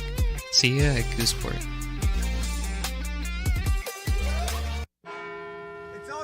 No, I insist. It's your turn. No, but I think it's your turn. I appreciate you so much. Thank you so much. Go. I appreciate your appreciation. It fills me. Safe drivers save money with Farmers. Just for driving safely? It's a Farmers policy perk. Get Farmers and you can get a safe driver discount simply for having a clean driving record for 3 years. Come on. After you. After you. Safety first. Get a whole lot of something with Farmers policy perks. We are farmers. Bum, bum, bum, bum. Lincoln Potters Baseball. Come on out and join in the fun. Top of the third, Express lead this one 2-1. New pitcher for the Potters. Stones, tell us a little bit about Eric Vassar. Eric Vassar, right-handed pitcher coming in for the Potters here in the top of the third inning. Relief of our Trevin Crowley, who threw 51 pitches. That's kind of about what you're going to do. You don't want to overtax him in the summer league, especially in a West Coast World Series. Yeah. You potentially have more games to play. So Eric Vassar comes in and takes over. Yeah, right-hander out of William Jessup out of Sac City College. And William Jessup kind of started with the Potters at the beginning of the season, kind of like just to fill in and stuck around and made a lot of appearances for the Potters. Crowley, 2 innings pitched, 2 hits, 2 runs, and he struck out 2. And he walked 3 as well. So he leaves it up to Eric Vassar here. And we got Garrett Lewis, who just made a tremendous defensive play. And Nick Tobin and Keisha Kersher, the first 3 hitters for the Express. Garrett got a base on balls his first time up, right-handed hitter, who robbed the Potters' Quentin Hall of maybe extra bases on the line drive. Vassar's fastball's in there for a strike at 90 miles an hour. He's thrown right up there, Stones, about that all summer long. And 90, maybe in the 91, and maybe touching 92, I think is maybe his high. Oh, absolutely. I mean, he's been a staple in the Potters bullpen. Fastball's in there again. That's 91 for Eric Vassar. 0-2 quickly on Garrett Lewis. We're in the top of the third. Reminder, just 7-inning affairs here in the West Coast World Series until we get to the championship game Friday night. That's outside. 1-2. Winner of this one plays in the winner's bracket final tomorrow night against the West Coast Kings at 8:05. The loser, I believe, returns to action at 2:05 against the California Tigers. And we'll have to win 2 games tomorrow to make it to Friday. Breaking ball misses down low for a ball. 2-2. Eric Vassar coming in after 3 fastballs. That's a pretty good looking pitch right there. Oh, yeah. I mean, I was fooled. I was striking out. I was fooled. I was like, I already swung it. I'm out of here. Swing and a miss. He got him on strikes. Fastball on the inside corner, so Vassar strikes out Lewis for the first out. Here's Nick Tobin, who also walked his first time up, the right-handed first baseman out of Santa Rosa Junior College, making his second appearance at the plate. Express coming off the win yesterday over the Tigers, 8-5. And now it's Vassar against Nick Tobin. Breaking ball on the corner. Call it strike 1, 0-1. Well, he definitely has good command of 2 pitches right now. The fastball and breaking ball are working for him really well. Impressive coming in off. We don't know how long off work he is. The fastball is hit sharply to the right of shortstop into left field for a base hit. So he came with a fastball at 91, and Tobin, as we mentioned last time, a pretty good hitting first baseman, wraps it into left field for the 3rd hit for the Express. The first of Eric Vassar and Keisho Kersher, who got a base on balls his first time up, comes to the plate. The designated hitter. We're number 3, the red jerseys and white pants of the Express. Potter's in their Expo Blue, is that what we call it? We call them powder blue. Powder blue, all right. Powder blue. Powder blue, powder blue. Powder blue is Powder actually blue isn't better. bad. I like that. that. Yeah, I came up with that myself. Popped up, out That's of play, right over called us. for by the Catch guy it. 3 rows ahead of me, and does not make the play. But kept his hand up, so that's good. Because if it did come down, he didn't go, I got it, and then put his hand down. He said, I got it, and he left his hand up. He went to the It school might of have been rigor mortis. I don't know. Stones McCoy defense right It there. is Stones McCoy. I have no idea where the ball is. Nope. I'm going to put my hand up. 0-1 coming. Nice pitch on the outside corner. Call the ball. 1 ball and 1 strike. Oh, that's right. We've got the Dueling Dogs batter. I forgot all about that. Yeah. I didn't hear any He got some dogs pretty barking. good calls last time he was up, though, so I got to watch out for that. Yeah. Let's bring out the angry dogs. Yeah. That's lined into right center field. Catalano on the run. He looks like he's going to have it halfway as Tobin, and he goes back to first base. So well hit ball by Kersher, but nice play by Catalano out in center field. 2 outs, and here's Cameron Duran, who flied out to center field his first time. Actually lined out to center field with the bases loaded back in the first inning. So Cameron is 0 for 1. He is the catcher.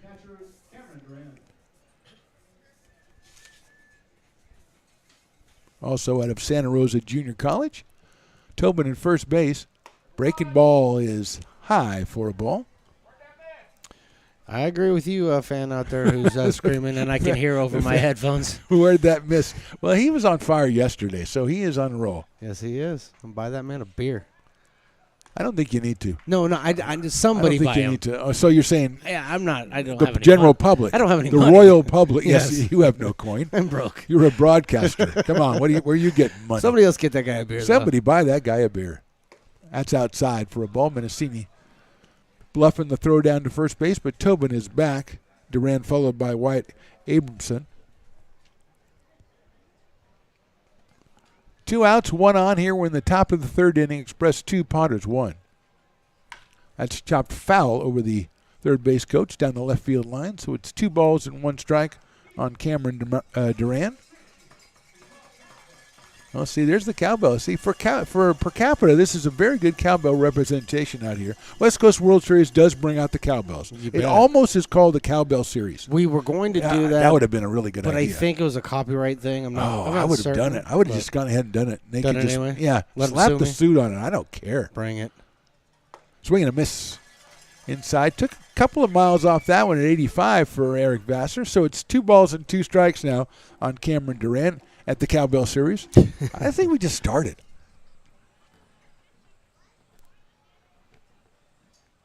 That's a sailing fastball, well high.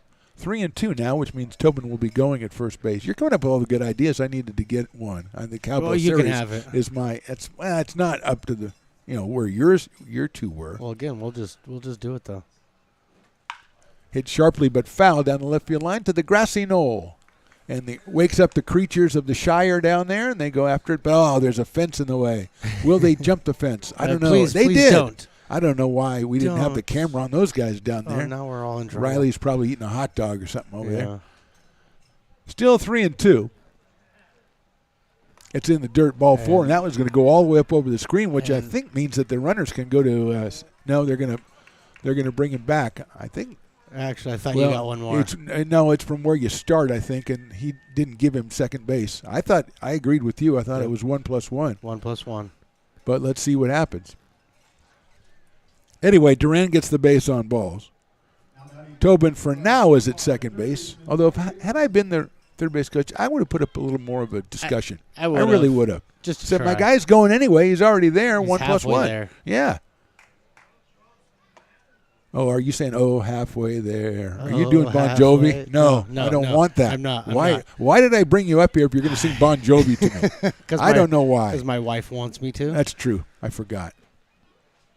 Swing and a miss. 1-1. She called. She said, "You have to take if you're going to be you up have to there, take Stones up there because he's not doing anything, and I worry about him." And all he does is sing Bon Jovi at home. He sings Bon Jovi at home, but only Wanted Dead or Alive. Only Wanted Dead or Alive. Yes, that's it. That's the only line. Look out! That's inside and high. 2-1. I'm not sure if you've picked up on this, but Vassar throwing that inside fastball. He's throwing a two-seam fastball. He's got two fastballs. Yep. And the one that's running to the inside part of the plate on these right-handers is that two-seamer. And he's actually having a lot of success with it right now. He started throwing it about 3 batters ago and just finding his zone again. Wyatt Abramson is the hitter here. He singled his last time up, so he's 1 for 1. 2 on and 2 out here in the third.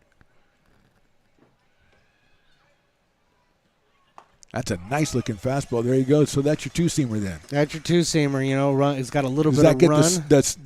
It's got a little bit of run on it? Yeah, a little bit of run to the right-handed batter. So that's what you're going to go in on his hands a little bit. He's going to see it real big, and then it's going to get real small. Breaking ball, call strike 3 outside corner. So a nice 2-pitch combo right there by Eric Vassar. We go to the bottom of the third. Express lead this one 2-1.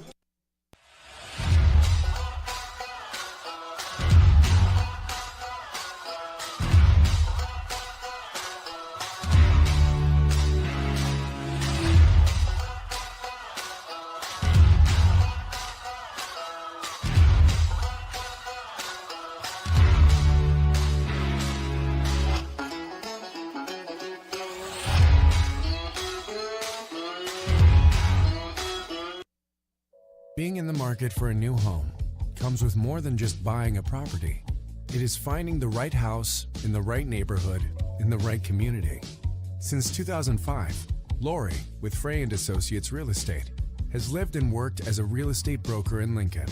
She is passionate about local organizations and volunteers with them as well. She's knowledgeable. She knows. She asks a lot of questions. She gets things done. We still learn a lot from Lori, and she's very helpful, very positive, and has been wonderful, wonderful broker. We at Frey & Associates are your local hometown realtor, and we are here for you.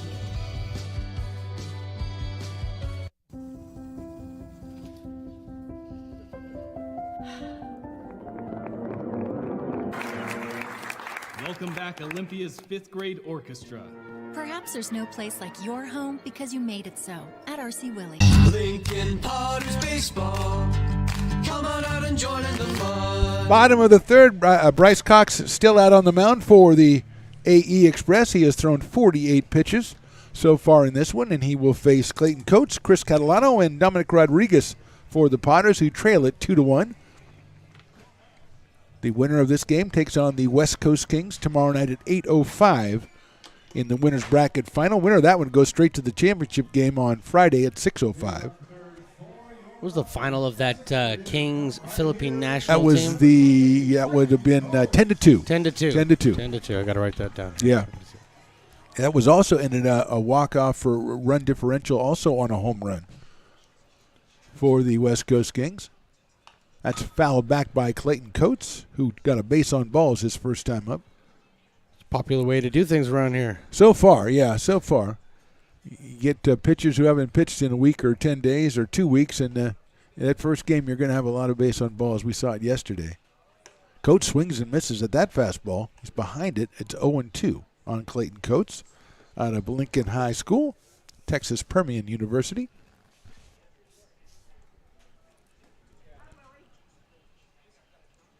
Willie's got his fans saying hi, Willie. That's chopped foul off the mask of the catcher all the way back to the screen. I just like how people walk up the stairs and all of a sudden they'll just go, "Hey, Willie. Hey, Willie. Hey, Willie." You know. Because everybody knows Everybody Willie. knows and loves Willie. Don't forget the loves part. I love him too. That's outside for a ball. Well, now we've known him, 6 years now, huh? Yeah. 6 summers of Willie Preston. Yeah, Willie's sick of us. And then next year when he gets his bobblehead, that'll be awesome. Oh, yeah. I'm coming back for that. We're having a huge party. Oh, party at Willie's. Party at Willie's. Coates takes outside for a ball, 2-2. Cameron Duran behind the plate. Abramson down at third. Brown at short. Lewis has made some great plays at second. Nick Tobin at first. Palmini, Mason, and Dominguez in the outfield. That's outside. 3-2 now on Clayton Coates. Bottom of the third. Remember, we just play 7 until we get to the final game of the West Coast World Series, and that one will be 9.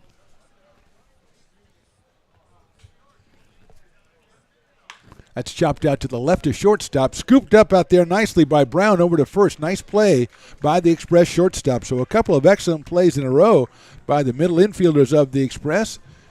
And retired is Clayton Coates, and here's Chris Catalano. He doubled in a run back in the first inning, so he is 1 for 1. Yeah, Joe Brown covering a lot of ground out there. Picked that ball up. Nice 360. Picked up the target over at first base. Fires it over there. Nice play. Yeah, it's tough to pick up that target sometimes. Here's the pitch outside. So, yeah, the line drive by Lewis made the catch to end the last inning, and then the first one in this one, Brown going to his left and flagging that one, which was destined for center field. So good defense from the Express. Outside for a ball. 2-0 now on Catalano. Dominic Rodriguez to follow. Bryce Cox up at 57 pitches. No activity that we can see for the Express. That's hit down the right field line, but foul. So it's 2-1 on Catalano. Potters trailing this one 2-1. We're in the third. Potters scored their run in the bottom of the first. Express came back with 2 in the top of the second to take the lead. That's fouled off again. 2-2. Last few pitches, we're just up in the zone. I mean, we got to. There's certain pitches, you got to pick your height and stay for you go anything under that, and we're right now a little bit out of the zone chasing pitches. That's fouled off. 2-2. Yeah, we talked about that last inning as far as Cox seems to like to pitch high in the strike zone, and you got to make that determination on when it is too high, and make him bring that ball down. Yeah, you keep Jason. He's going to keep going, expanding it. Breaking ball inside for a ball. I had a bad feeling about that one. When I was looking at it, I had a bad feeling about it, and I'm glad that Chris is still up at the plate. Let's just put it that way. Don't take that again. Word to the wise. Full count here. That's ball 4. So Catalano reaches base for the second time on the base on balls with 1 out. Dominic Rodriguez, who took a walk his last time up. 3 for 3 yesterday, including a grand slam home run. And as we mentioned last time, Stones, he got the same pitch his first time at bat here, and it just could not make the connection. But the high inside fastball is what he hit out of here yesterday. And he's up here now. 3 for 3 yesterday, got the walk today. Catalano at first base. Had his throw down to first base and scooped up by Nick Tobin as easily back was Catalano, and the pitch was high, I believe called a ball. Yeah. You can tell why he likes that high inside pitch. Look at his stance. He is as open can be. That's high again by Cox, who seems to get in these little fits that he's everything is up in the strike zone, and I mean up in the strike zone. As you mentioned, the Potters can lay off the ones that are close. That probably bodes well for them going forward. 2-0 pitch coming up. That's fouled back to the screen. And I think that Dominic got his pitch right there and didn't do what he wanted to with it. Yeah, he wants that one. He wants that one more time. Please. Throw it again. Hey, there's Schmitty. Schmitty out doing ball duty today? He was doing ball duty yesterday. Oh, yeah, he's keeping his cardio up. He's keeping the cardio up. 2-1 coming up. That's down low. I said yesterday, Stones, and Schmitty is about as fine as an example of Lincoln High School and Lincoln as you can have out there. I don't know how to even comment other than at 100%. Okay. 100%. Finally, we're in agreement. Throw over to first base, and getting back is Catalano. I'm only doing that for the air, though. I mean. Oh, yeah, in person. Yeah, in person, we're not going to agree on anything. No. Especially about Schmitty. I love Schmitty. Hit to right field, stays up. Palmini going back. He's not going to get that. That's going to one-hop the fence. Comes back over his head. Coming around is Catalano. They're going to send him. They are. And the relay throw is too late. Catalano scores standing up, and the Potters have tied this one at 2. Good job by Catalano. And Mike Marsham, is that Mark? Yeah, he down there. He says, I'm sending that guy. And Rodriguez comes through with the double drives in another run, and the Potters have tied this one up. Yeah, Palmini got all turned around out there in right field. He went left, he went right, then he did a 360. Ball just went right over his head, hit the base of the wall. So when he went to turn it, he didn't have a reach out and grab it. He had to go and find it, and that gave it bounced back over his head, yeah. That gave plenty of time for Martimer to look up and say, you know what, I'm sending the runner. Yeah, and that's one of those slicing line drives from the right-handed hitters that are really tough for a right fielder. That's the second one he's seen out there. Catalano did that last time. Next batter is Parker Hellickson. He struck out his first time up. He takes that one outside for a ball as the Potters have tied it up here at 2 with an RBI double from Dominic Rodriguez. Yeah, if you're the right fielder and the right-handed hitter, it's that slicing line drive, then you've got to figure not where you're going, but where it's going to be. That's high for a ball, 2-0. It's hard to run to a spot that you think is there, but you know it's just going to keep falling and going further and further away. Yeah. 2-0 now on Hellickson. Dylan Wells is on deck. That's outside and high, 3-0. Cameron Durant trying to steal the strike for his pitcher behind home plate, but just a little bit too much movement there. So it's 3-0 on Parker Hellickson. He takes a fastball in the inside corner for a strike. 3-1 on Parker out of Cal State Northridge. Swing and a miss. Foul ball into the catcher's glove.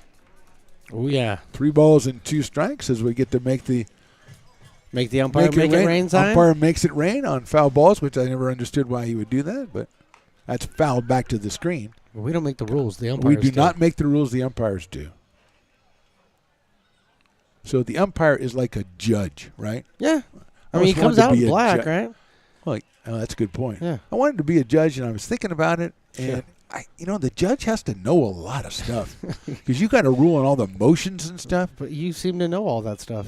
I do. High fly ball center field. Mason under it. He's going to make the catch in right center field and get it back in, but no tag at second base by Dominic Rodriguez. So Hellickson's out on a fly ball to center. 2 outs here in the third. This will be the 75th pitch for Bryce Cox as stepping up to the plate, Dylan Wells, who took a call third strike his first time up. And he got a tough call on the first pitch. It kind of set up his whole at bat. And then the pitch that got him on strikes was a beautiful pitch by Bryce Cox. So here's Wells, Sierra College and Chico State. He squibs one foul back to the screen. It's 0-1. If I can just say Jason Milani out there in center field, I just learned something about him. Don't run on him. He has got a good, that was a nice one. Yeah, arm. Jelani Mason in center has a really good arm, and he really set himself up for that throw really nicely too. Yeah. Did all the work before the ball came 3 down. steps back, walked into it. He's got a good arm out there. Don't run on the center fielder. 0-2 now on Dylan Wells.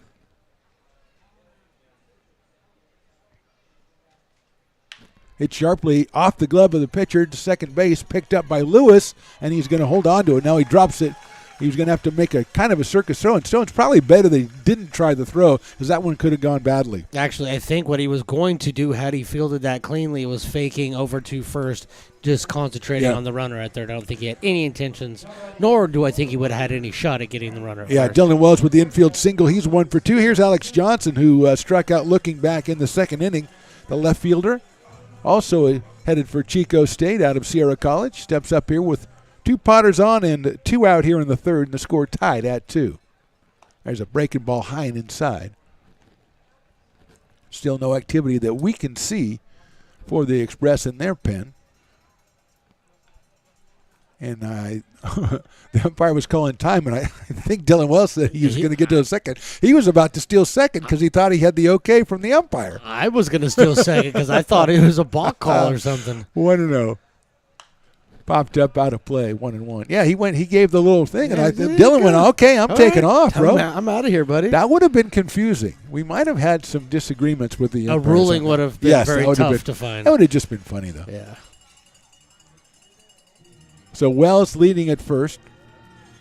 Over at third is Dominic Rodriguez. 1 ball, 1 strike on Alex Johnson. Feel like Wells is going to take off over at first. That's what I feel. There he goes. It's a high throw to second base is perfect. Now it gets away. Coming in from third. Here comes Rodriguez. The throw to the plate is a roll off to the right. Slides. He got him at the plate. A nice catch by Cameron Duran on the throw by Joe Brown from second base.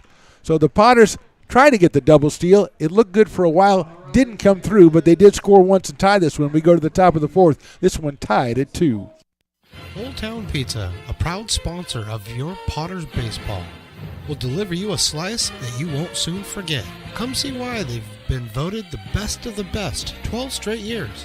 Visit otpizza.net to get yours today. But don't take it from me. I think Old Town Pizza should be expanded through the state or even through the country because it's so delicious.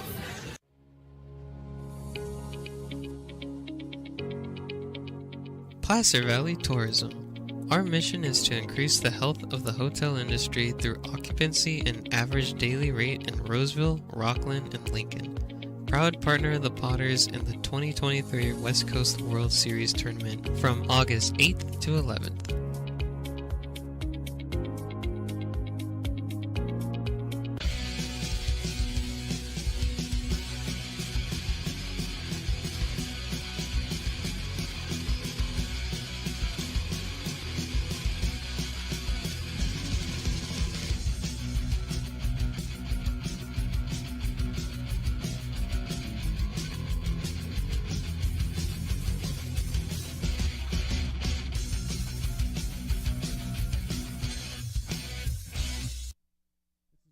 Lincoln Potters baseball.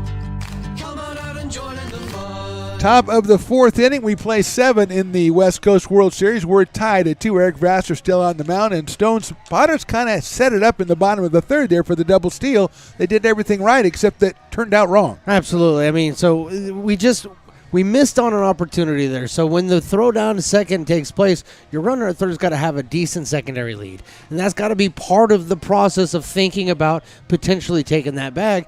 When the ball's mishandled out at second base, it can only get away for a few feet. If you have a good secondary lead, you're able to score there. Potters missed an opportunity. So here we go.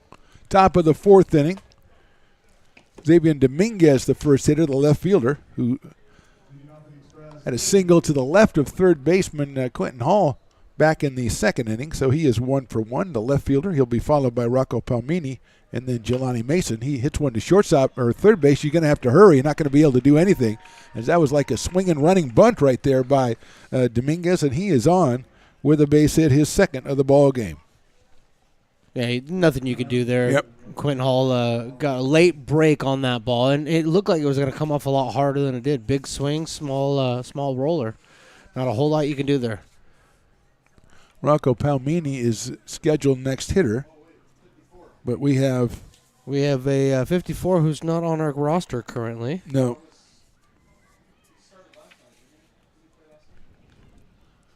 So it looks like we have a pinch hitter for Palmini.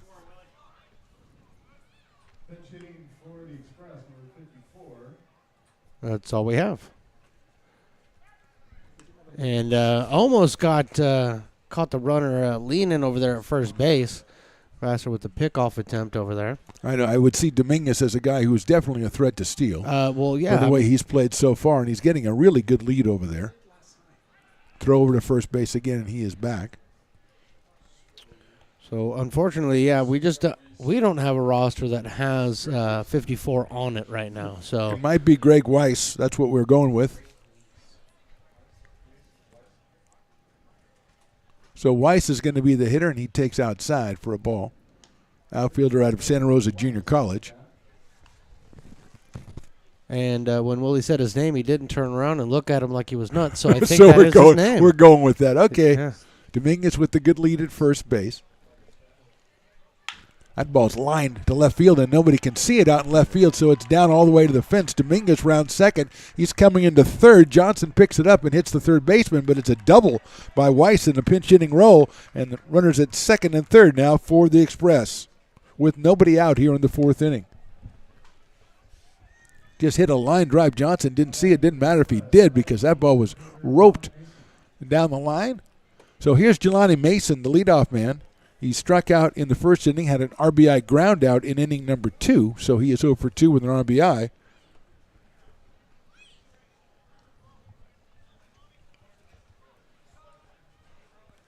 Left-handed hitting center fielder takes a breaking ball in the inside corner for a strike, 0-1. No balls, 1 strike. Mason out of Santa Rosa Junior College. Dominguez coming down the line from third, and the fastball sails high and outside. Mendocini with the grab. So Dominguez started off with an infield single, then a double by Greg Weiss, the pinch hitter. Puts runners at second and third. A 1-1 count now on Jelani Mason as the ball comes out of the bullpen for the Express. Just trying to effort the number of the gentlemen in the bullpen for the Express, and I've got They're hiding him. That's hit up high in the air, short center field, even shorter because the shortstop's going to make the play. And that is Zach Chamiso. So Mason's retired on a big out right there. Stones McCoy, as he has 1 out now, but still 2 runners on, but that's a big out right there. Absolutely. You got to get that first out in and play for 2 here. Obviously, it's you don't have you don't have anything set up here. Yeah, no force situation. No but, force set up. We have Brown here who's flied to center twice, and so he's put the bat on the ball, definitely looking to do that in this situation to give the Express the lead back as we are tied at 2 here in the 4th. That's off the backstop coming on, and it's going to get away from Mendocini, and scoring is Dominguez. It's a wild pitch. Moving on to third is Weiss. And usually, Stones, you'd say it's going to come right back and you have a chance at the guy at home plate. But Dominguez is one of the more aggressive base runners we've seen. He was already halfway down here when the ball was let go. Well, his lead is through the entire dirt around third base. Yeah. So he's got a good 6-7 foot lead just to start. So, yeah, there was no chance you were going to get him with that. So 3-2 now. And Brown with a runner at 90 feet away as he now is a 2-ball, 1-strike count. Single, a double, and a wild pitch.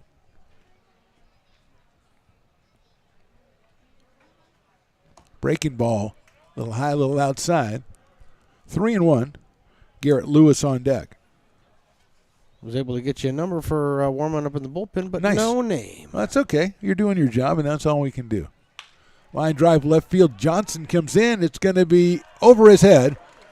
Lost it in the sun. It's going to be a double. A nice throw by Johnson into second base, but standing in there is Joe Brown with an RBI double, and it's now 4-2 in favor of the Express.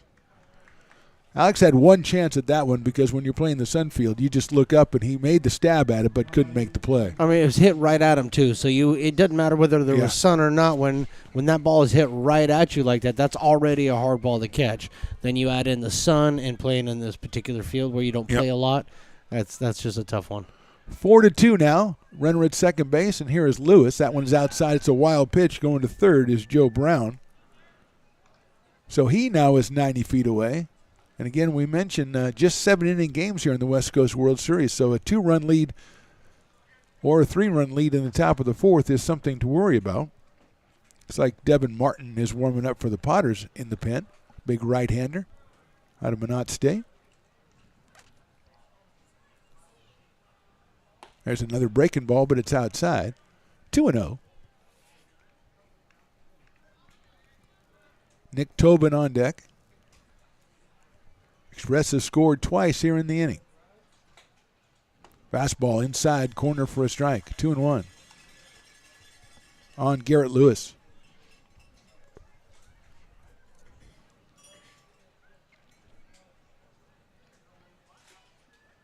That is a fastball on the outside corner this time. Evens the count. 2 balls and 2 strikes. Cowbells are ringing out there. Big out right here for the Potters again. Every run is big in a shortened game. Did he go? I think he did. Call it. Strike 3. Big strikeout of Garrett Lewis as he went for the big breaking ball from Vassar. So now you got a tough hitter, Stones, Nick Tobin, but you've got 2 outs with the runner at third base and a run you definitely don't want to allow in. Nick Tobin is Nick Tobin was the guy warming up in the bullpen. Yeah, Very that's nicely correct. done, Stones. Good detective work there. No wonder I couldn't find his name. He's in the game. Yeah, but he still should have a number on here. Well, yeah, but here this is they a totally gave him, different okay. number. So. Oh, I see. Yeah. They're trying to mess with you, but you figured it out. I sleuthed it.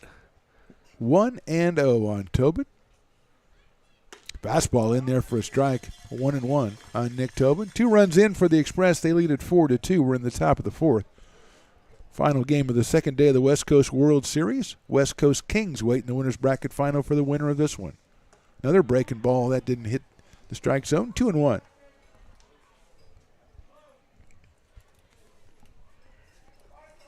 Loser of this one plays tomorrow at 2:05 against the Cal Tigers. That's chopped out toward third. Quentin Hall has it. He's going to take his time across the diamond and throw him out at first base. So 2 runs on 2 hits, 1 left. We go to the bottom of the fourth. Potters trail 4-2. Hi, Bill Evans, President of the Placer County Association of Realtors. We're in the store, our conference facilities, an amazing team helped us keep together an amazing organization. And we thank them all. This organization can't do what it does and can't run the way it runs without the help of so many members volunteering their time. The success of the Placer County Association of Realtors is largely dependent on our active volunteer members to help our organization and industry. The work of our committees greatly impacts our ability to champion efforts across the board and giving back to the Placer County community wherever we can. Like all service organizations, I wanted to serve. And getting involved with the affiliate committee was the perfect way to do that. I love being able to serve my community with my business friends and other leaders and give back to those who are in need.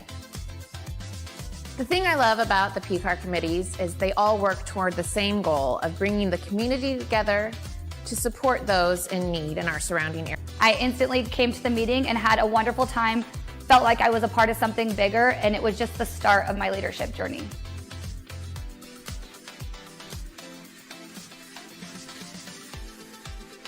Loomis Basin Brewing Company, a proud sponsor of your Lincoln Potters.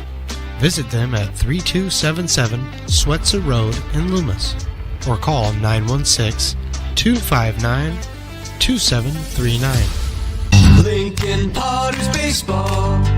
Come on out and join in the fun. Bottom of the fourth, Potters trail 4-2. Mark the Phantom Low here with Stones McCoy. Riley the engineer doing his job, sorta.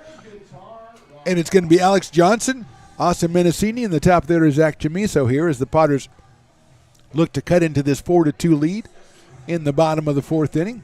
Alex Johnson struck out. He struck out back in the second. He was the hitter when the double steal ultimately failed for the Potters back in the third inning, so he is back up here against Bryce Cox.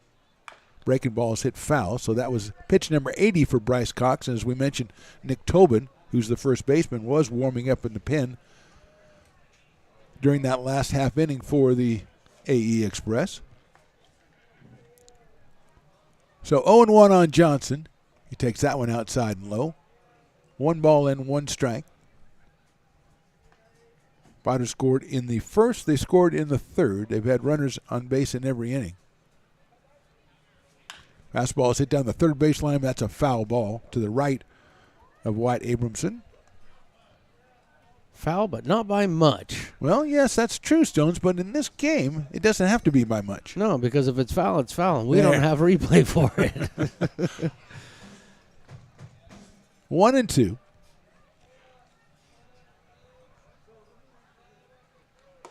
Outside corner call, strike 3.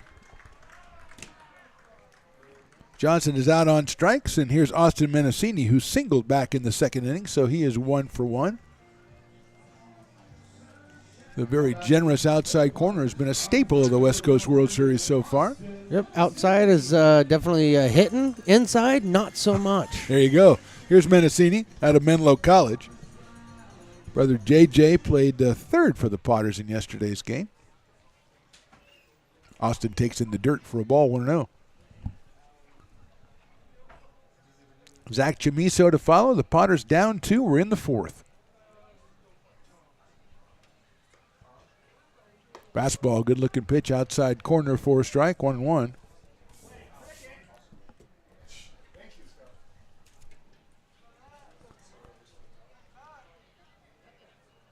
That's in the dirt, 2-1. 2 balls, 1 strike. I guess they took Schmitty off duty and brought in, that's Evan Oden from Lincoln. There's a fastball right down the middle, and Austin kind of was mad at himself there, Stones. He kind of like, oh, geez. Before the ball hit the glove, he was already upset with himself. He's already mad at himself. He got a straight one and didn't do anything with it. 2 balls, 2 strikes now on Mendocini. Fouls that one out of play to our right. Home run last night for Austin and the single tonight. So 2 for 2 so far in the West Coast World Series. It's got to start to rally here because his Potters are down 4-2 to the AE Express. Winner of this one plays the West Coast Kings tomorrow night, 8:05, right here at McBean Stadium. Breaking ball hit down to third base. Big hop for Abramson. Picks it up, throws it across the diamond, and gets Mendocini by a step at first base. So 2 quick outs for the Potters here in the fourth, and Zach Chamiso comes up to the plate. Took a call, third strike in the first, and then hit into a fielder's choice in the second. So Zach, who was 2 for 3 last night and drove in 2 runs, is 0 for 2 in this one. Quentin Hall to follow. That was number 90, the pitch number 90 for Bryce Cox through 3 2/3 innings. But he does have that easy flowing throwing motion, so it doesn't look like it's too much stress on his arm. Not at all. Chamiso chops one out over the mound. No, he's going to get it is Bryce Cox. Throws to first and throws it over the head of the first baseman and goes down the right field line, and Chamiso is ending up at second base. So it's an error on the pitcher. And Chamiso gets a break. The Potters get a break, and that'll bring up Quentin Hall. That's the first thing that that Bryce has done all day. I mean, he's been pitching really well. He's kept everything in the zone. He's made the Potters hitters work. Gets a ball on defense, turns around, and I mean he's leaving his pitches up a little high, but he left that one up high as well. You know what I think? He had to make a kind of a reach up on that, and he kind of turned himself around, and then he tried to run over to first. Yes. I think he should have just thrown it from where he was Always rather than because he spun around and then ran. And it was Stop kind of and plant. Yeah, just stop and plant. Anyway, Quentin Hall at the plate walked and lined out to second on a great play by Garrett Lewis back in the second inning. Takes a fastball on the outside corner for a strike. Lewis playing in the same spot he was when he made the great play on Hall, which why wouldn't you? Why wouldn't you? Why wouldn't you? Hall check swing. Nice block by Duran. Keeps Chamiso at second. 1 ball and 1 strike on Hall with Clayton Coates to follow if Quentin can keep it going. Or I should call him Q. Keep it going. All those in the know call him Q. Only us cool and the kids. entourage. Only yes. us cool kids. Oh, that's what I'm saying. Swing and a miss at a high fastball. 1-2 now on Quentin Hall. Bryce just with that nice, easy, repetitive motion. Yep. The arm slot, the same thing, and it's really hard to tell if it's an 84-mile-an-hour fastball or a 72-mile-an-hour breaking ball. Usually you make a guy throw 95 pitches in 4 innings, you're doing pretty well. Yeah. Check swing outside for a ball, 2-2. And Bryce Cox said, hey, it was only a foot outside. I thought it was a strike. But 2-2. Sorry, I don't have sound effects. No, you don't, and I wish you wouldn't try to make them. That's just embarrassing everybody. Hey, JoJo. He didn't hear you. No, he did. He ghosted me. He big-timed you. He ghosted me. High and inside to Quentin Hall. 3-2 now. I'm getting ghosted all over the place. I was getting ghosted years ago before I knew that's what it was. You are the Phantom. I was just getting snubbed. Oh, that's well put. 3-2. Outside, ball 4. Quentin Hall flipped his bat, I think, because he was relieved that it wasn't called a strike. And it was like nervous energy. Yeah. So an error and a walk, and Clayton Coates is in position to do some damage for the Potters here. Clayton has walked and grounded out to shortstop, and that was a fine play that Joe Brown made back in the 3rd inning to rob Clayton Coates of a base hit. Bryce Cox is 3 pitches away from 100. Amazing performance. He does the fake turnaround, but of course there's nobody at second base but the runner. 2 outs quickly in this inning. Then Cox made an error of his own, a throwing error, and now walk. And Coates takes a high fastball. 1-0. Catalano to follow, but it's all about Clayton Coates right now, the Lincoln High product. Big right-handed hitter, the DH today for Lincoln. Takes that one high and outside. The next pitch will be 100. Potter need to try to take advantage of this. Yeah, absolutely. First time that Bryce has really been in kind of a tricky situation like he is right now. They have left a lot of runners on base so far. That's a nice pitch, fouled back to the screen. Potter's left 3 on in the first inning, 1 in the second, and 2 more in the third. They have 2 on right now and a 2-1 count on Clayton Coates. Nice fastball on the corner for a strike, 2-2.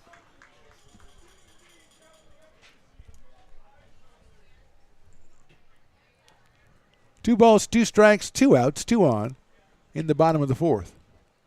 Breaking balls hit right to shortstop. Joe Brown's got it. He's going to go to second base for the force out, and that's the end of the inning. So the Potters and the Express go to the 5th inning. Express leads this one 4-2.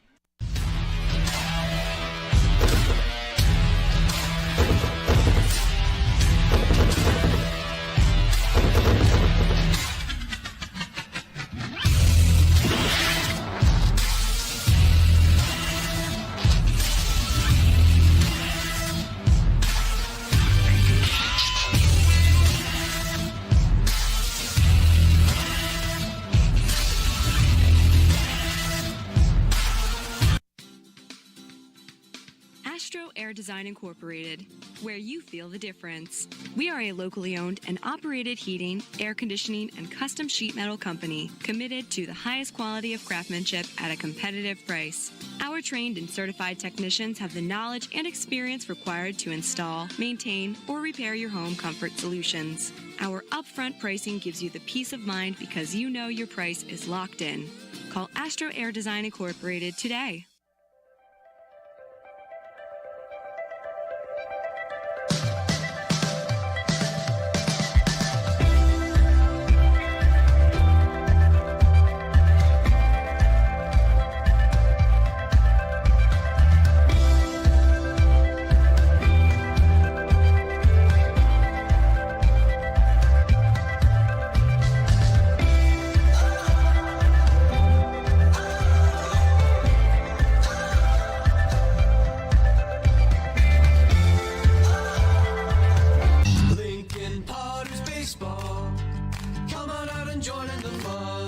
Moving along to the top of the 5th inning out here at McBean Stadium, Devin Martin, the right-hander, coming in for the Potters, 6'6", from Minot State University. He will be the third Potter pitcher. Trevor Crowley went the first 2 innings, then Eric Vassar went the next 2.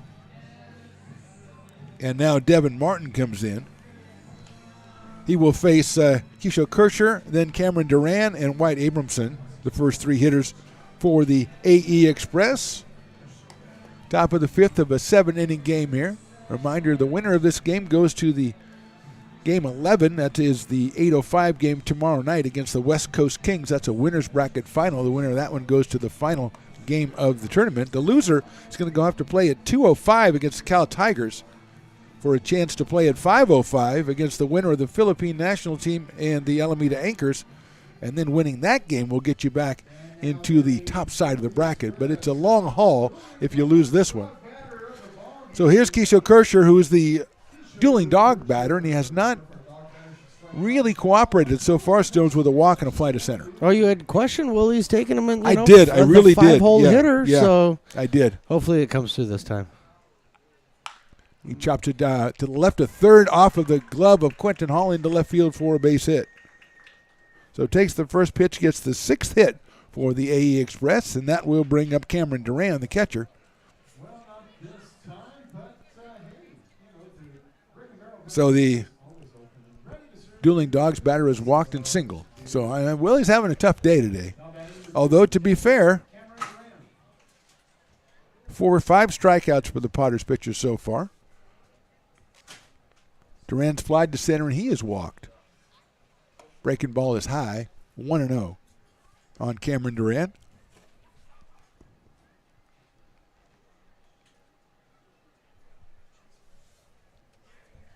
Wyatt Abramson on deck. That's popped up right side, out of play. You can't do that, Willie. You can't kick yourself like that. I mean, you can't look after the game has already started and say, I should have picked that other guy.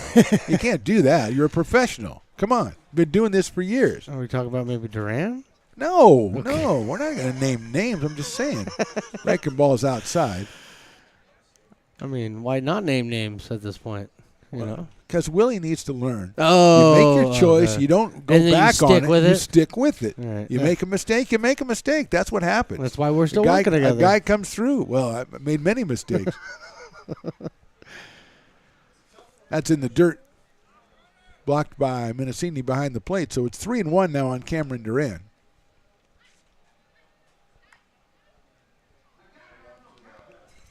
There it is. Got to have more cowbell.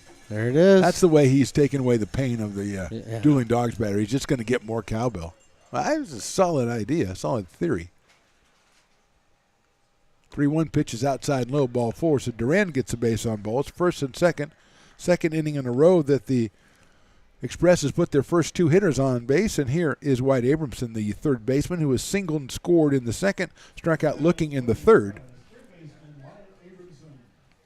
Anybody I say in the lineup that struck out once today, now Willie's ears perk up. Oh, I should pick that guy. Why didn't I get him? What was my problem? So let's see if a sacrifice is in order for the Express here with Dominguez on deck.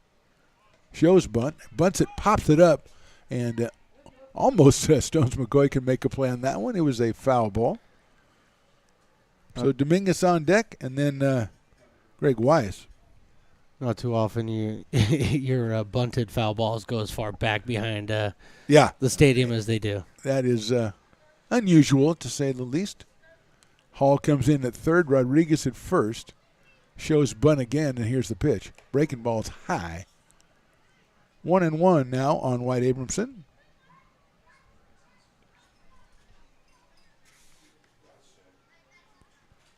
Out of Santa Rosa Junior College, as are most of his teammates. Just a couple of outliers on the roster for the Express. 1-1 coming up from Martin. Does not show bunt, takes a 91-mile-an-hour fastball for strike 2. 1 ball, 2 strikes now. Nick Tubin is out, back in the bullpen warming up for the AE Express. You got to figure that we're going to see him pretty soon. 1-2 pitch coming up. Here it is. That's sliced down the first base line, but foul into the Potters bullpen. Yeah, I mean, Cox now with 101 pitches, I think we said. I think he's got family members calling the dugout and saying, I'd like to get my young man out of there if you don't mind. He said, no, he looks good. He's throwing the ball well. I think he has the other team on the phone calling saying, maybe, hey, can somebody get him out of here? He's throwing 101 pitches. Yeah, we have only 2 runs. Come on. Swing and a miss. Got him on strikes. Big out right there for Devin Martin. Gets Abramson on strikes. 1 out, and here's Xavier Dominguez, who's singled twice. One of them an infield single. One of them a ground ball past third baseman Quentin Hall. Left-hand hitting left fielder.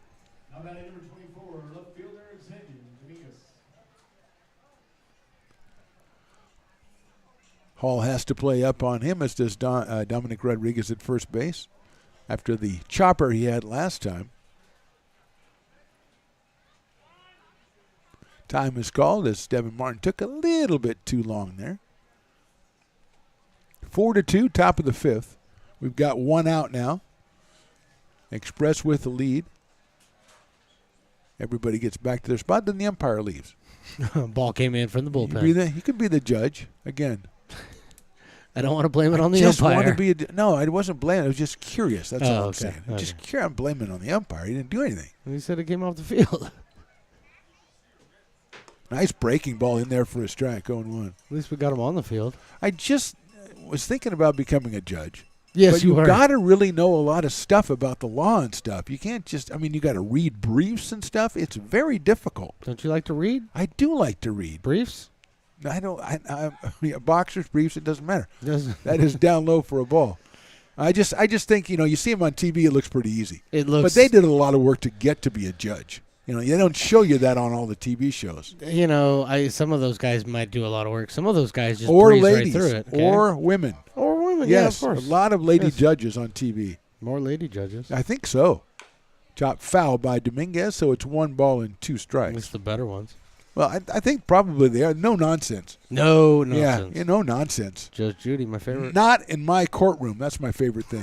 When judges says, not in my courtroom.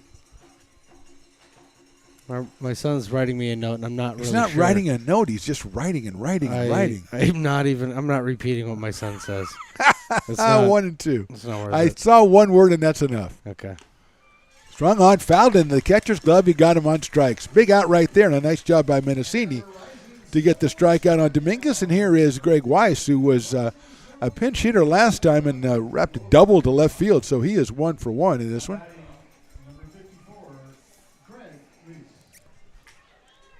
I think I'm going to just take a – did your son just say that Steve Harvey is a judge? It was a judge on a TV show. Yes, he's not a judge, Riley. That's why I didn't want to read Breaking it. ball is high. He Is- said, really, Steve Harvey is a judge. I can't. Let's get back That's to the just, game. forget it. Steve Harvey.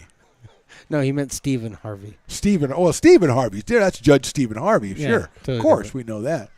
1-0 on Weiss. Fastball inside corner for a strike, 1-1. Single and a walk to open the inning, then a couple of strikeouts by Devin Martin in his first inning of work here for the Potters, and now a 1-ball, 1-strike count on Greg Weiss, the new right fielder for the Express. Breaking ball high, 2-1. Field is totally enveloped in shadows, except for a couple of little snippets out there, but the sun is not going to play a factor in the ball, as it has on a couple of occasions tonight. 2-1. Top of the order, Jelani Mason on deck. Really nice night for baseball. Really nice. That's hit out to center field. Catalano is on the move. He's in right center field, reaches up and makes the catch. So Martin, a couple of base runners, he gets out of it. Potters going to the bottom of fifth, need a couple. They're down 4-2.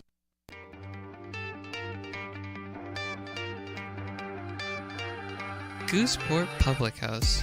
We have sports on 10 big screen TVs, 23 beer taps with classics and crafts, a full bar with creative craft mixed drinks, live music, and most importantly, great fresh food. In downtown Roseville off Vernon Street, only 15 minutes from the ballpark. See ya at Gooseport.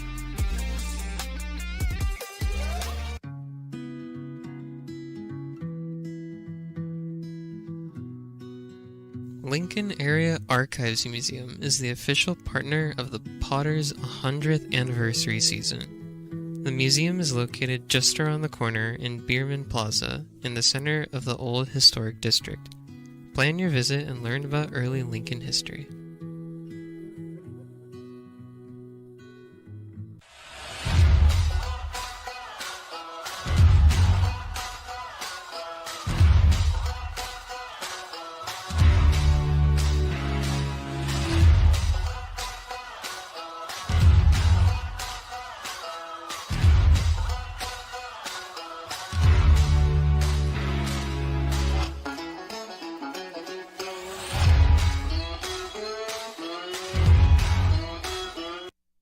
Lincoln Potters baseball.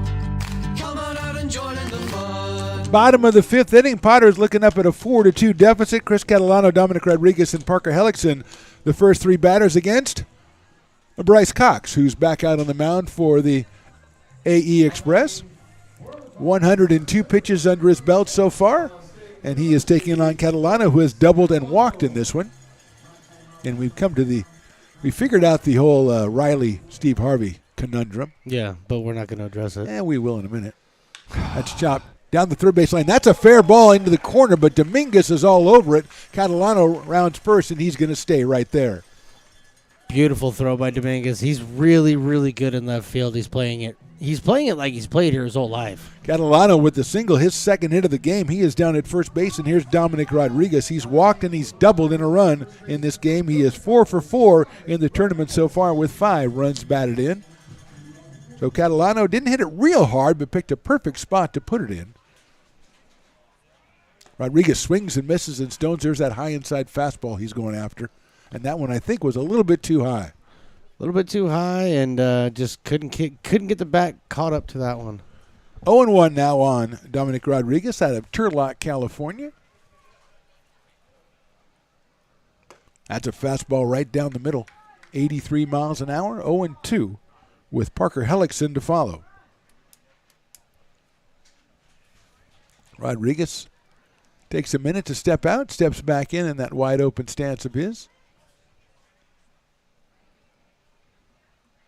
That's outside. Nice play by Duran behind the plate. See, what Riley was saying is if Steve Harvey can be a judge, anybody can. But what he didn't take into account is Steve Harvey's not really a judge. Yeah. He's just on a TV show. Yeah. So he's a kid. He's learning. He's learning. 1-2. Nice check swing by Rodriguez in the dirt. 2-2. So he was trying to be helpful, you see. I mean, you're too tough on the kid is what the problem is. I'm giving him room to grow, and you're too tough on him. No, I'm not. He didn't word it correctly, but I helped him with that. English is not his first language. Well, I can tell that. Little high chopper is going to get to second base. Lewis has it, and he's going to bobble it, throw to first, and he's not going to be in time. A tough play for Lewis at second base. I'm going to have to look at the official scorekeeper. He's going to call that an error on the second baseman. Catalano moves down. That's the second error for the Express in the last 2 innings, and the Potters have life again. 2 on and nobody out, and Parker Hellickson, who was struck out and flied to center field. Parker had 3 hits last night, and he's looking for hit number 1 here. Yes, you are not seeing crazy numbers on your screen. Those are the actual pitching numbers. Hellickson takes outside for a ball. Tough play by Lewis, but from what we've seen of him, he usually makes that play. He's made a couple of excellent defensive plays out there at second base for the Express already tonight. So hard time getting it out of the glove. Yep. 1-0 to Hellickson. That's back to the screen. They're going to send the runners, and the throw is going to go to second base. It's too high. A good backup out there. So second and third. So Duran just chose to go after the back-end runner. And unfortunately for him, anyway, Rodriguez was already down there, and the throw was high. Nice backup by the middle infielders of the Express. But now the Potters, Stones, with 2 runners in scoring position, and they're down by 2 with nobody out here in the inning and a 2-0 count. Hellickson fouls that one back to the screen. Definitely need to take advantage of that here. I mean, we're getting into the very last of the available outs for the Potters to use here. So yeah, we're talking a 7-inning game. Potters have left 8 on base in the first 4 innings, and they have 2 out there right now with nobody out. A 2-1 pitch to Hellickson. Line drive off the pitcher's glove, out into center field for a base hit. 1 run scores. Here comes the second run. He'll score easily without a throw, and the Potters have knotted this one up at 4. Just a shot by Hellickson up the middle. The glove of Cox, he got the glove on it, slowed it down a little bit. Lewis tried to make the play, but it's cleanly into center field. And the Potters have tied this one up. And Hellickson at first base. And here is Dylan Wells. Now, we'll see what the Potters do. Potters not a big sacrificing team, but we're getting late in this ball game, and it is a tie game. Wells is going to swing away, though, and foul that one over the screen. I wasn't really advocating it. If it was the 6th inning, I would think maybe it would be a good idea. But, again, we talk about the 7 innings being quick, but we're still just in the 5th. So Wells is struck out and singled. Throw over to first base, and Hellickson is back. So Parker is 4 for 6 as a Potter. Couple of runs batted in right there. Breaking ball. Nice looking pitch in there. A strike to Wells.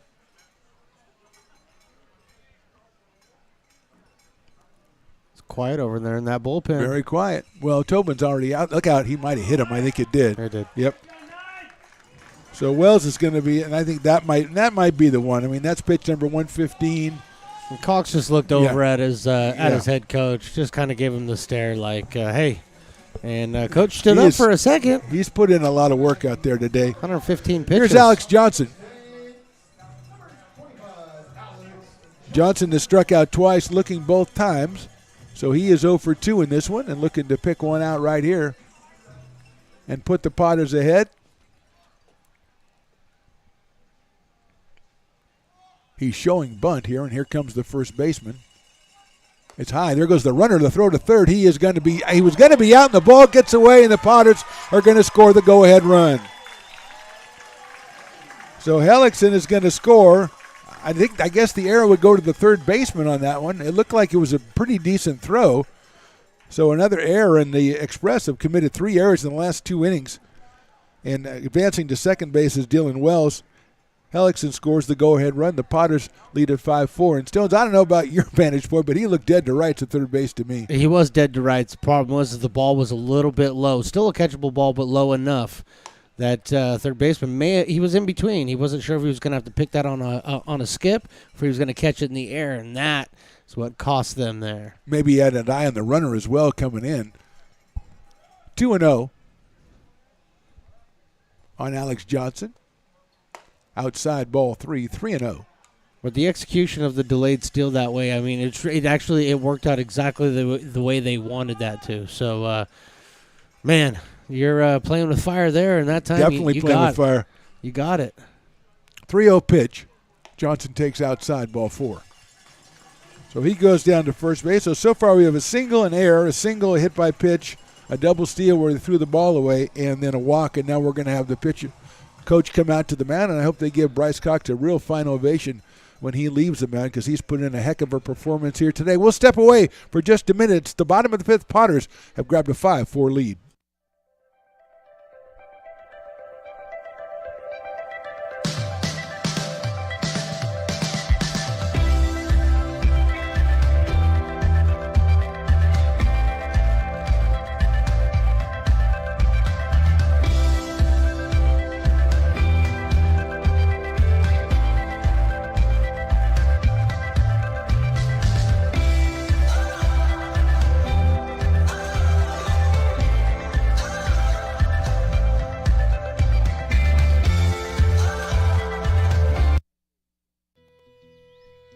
It begins on the farm, where hard work breeds motivation. Care is taken under watchful eyes. With new growth comes inspiration, where playtime is mandatory. Welcome to Dueling Dogs Brewing Company. Meet the Stevens, a husband and wife who work hand in hand to craft exclusive small batch beer, mead, and cider. Using locally sourced ingredients to ensure freshness in every glass. Where a community of farmers, local artisans, and amazing food make for a truly inspired atmosphere.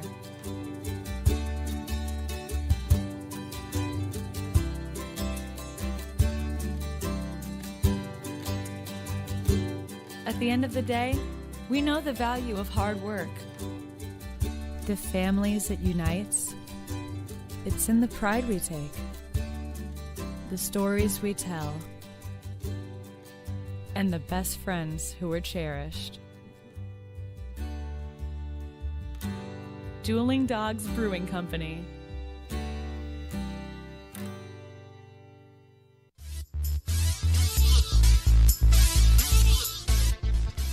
So we are ready to go. Bryce Cox is out of here. A nice ovation for Bryce as he leaves the field. And Nick Tobin has come over from first base. He is the pitcher. Garrett Lewis has gone from second. He is now the first baseman. The designated hitter is Keisho Kersher. He is now the second baseman as we are ready to go. And we're showing bunt for Mendocini here. He brings it back, swings away, pops it up. The catcher Duran is underneath it by the screen. He's not going to get it. Everybody watch out over there. So first and second, and nobody out, and Mendocini showed bunt, but pulled it back and swung away.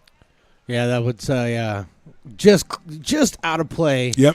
Being tracked there by the catcher for the AA Express. So keeping this going right here. Let's go, Potters. Mendocini a single and a ground out so far in this one. 2 on, still nobody out in the inning. He shows bunt again. And bunts at it right back to the pitcher, Tobin. That's going to be a tough play for Tobin. He's not going to have a play. Mendocini beats it out for a base hit.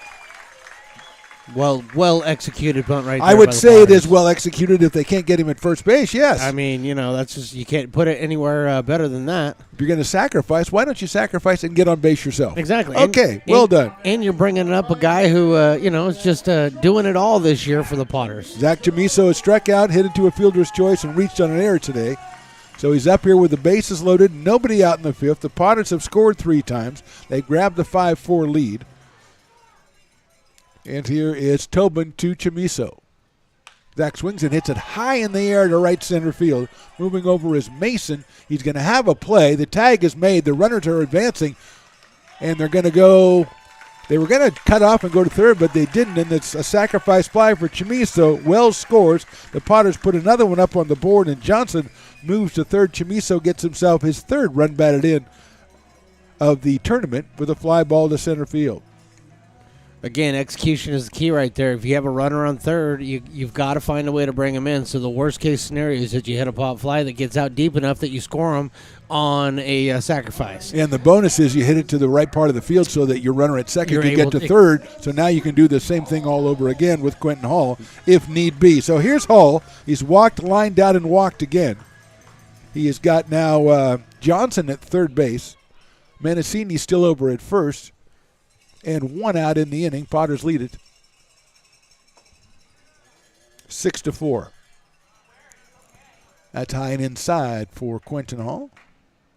Tobin right around 76 miles an hour.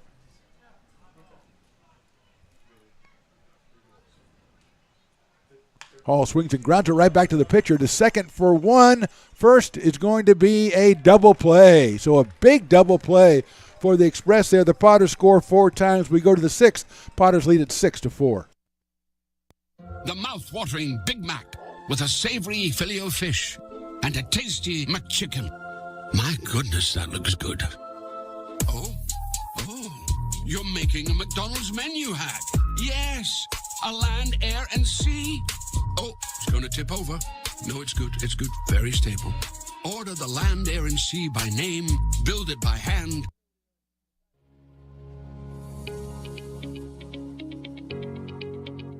Placer Valley Tourism. Our mission is to increase the health of the hotel industry through occupancy and average daily rate in Roseville, Rockland, and Lincoln. Proud partner of the Potters in the 2023 West Coast World Series Tournament from August 8th to 11th.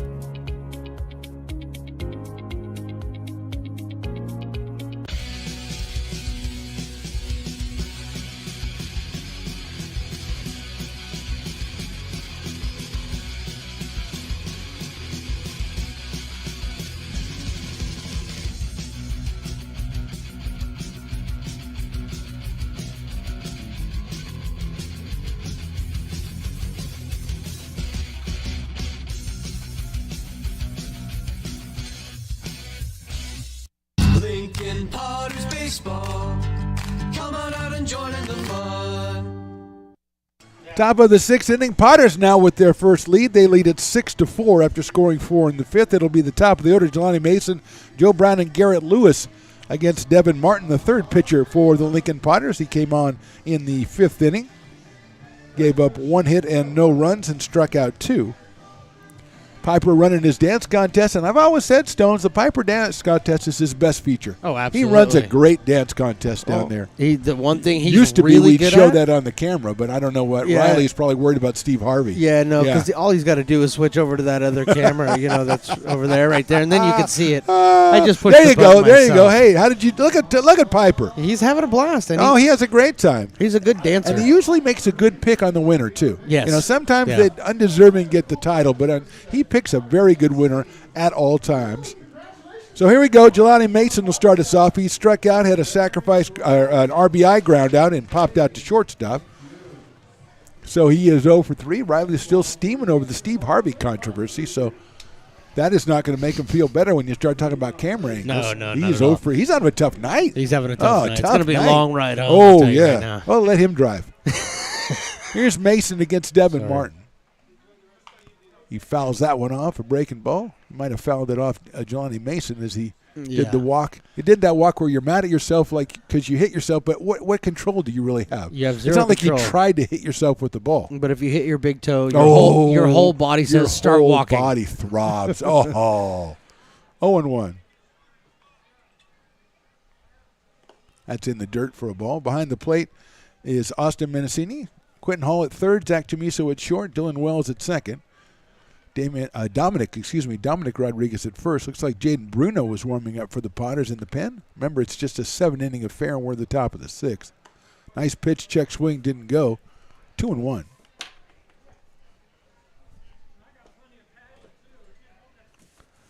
Mason, Brown, and Lewis for the Express here in the 6th inning. Fastball inside, ball 3. Potters scored 4 times in the bottom of the 5th, but they had a double play with a couple on to leave a couple runners out there. They do have the 6-4 lead, though. Fastball in there for a strike. That's 92 from Devin Martin. And it's 3-2 now on Jelani Mason.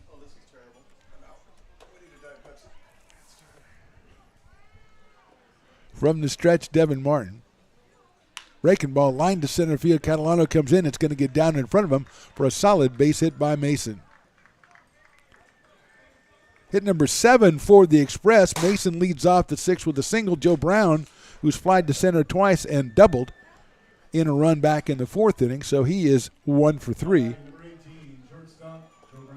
Joe, the shortstop today for the Express.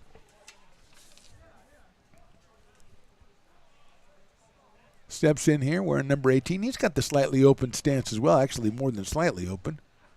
Short lead at first base by Mason. Brown shows bunt, pulls it back. It's called a ball. 1-0. Garrett Lewis, the first baseman, the new first baseman on deck.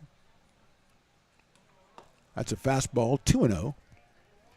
Potter's looking to try to get a shutdown inning here. You love the shutdown inning, don't you? You bet. You put runs up on the board, Yeah. you come back, you want to shut that other side down, don't give them any momentum, and that's what the Potters are trying to do right here. And what the Express do with the leadoff single, they're trying to build that momentum, of course. Here's the 2-0. Fouled back to the screen by Brown, who took a pretty mighty swing right there, trying to tie the game up for the Express. You like that pitch for sure. Yep. 90 miles an hour from Devin Martin. So now 2 balls and 1 strike. 6'6" Devin Martin. Breaking ball's popped away to the right side, even the count at 2-2. Brown flied to center in the first, flied to center in the second, and had the RBI double back in the 4th inning.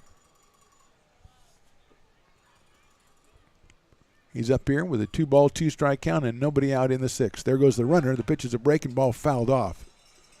So going back to first will be Jelani Mason. Got a pretty good jump over there.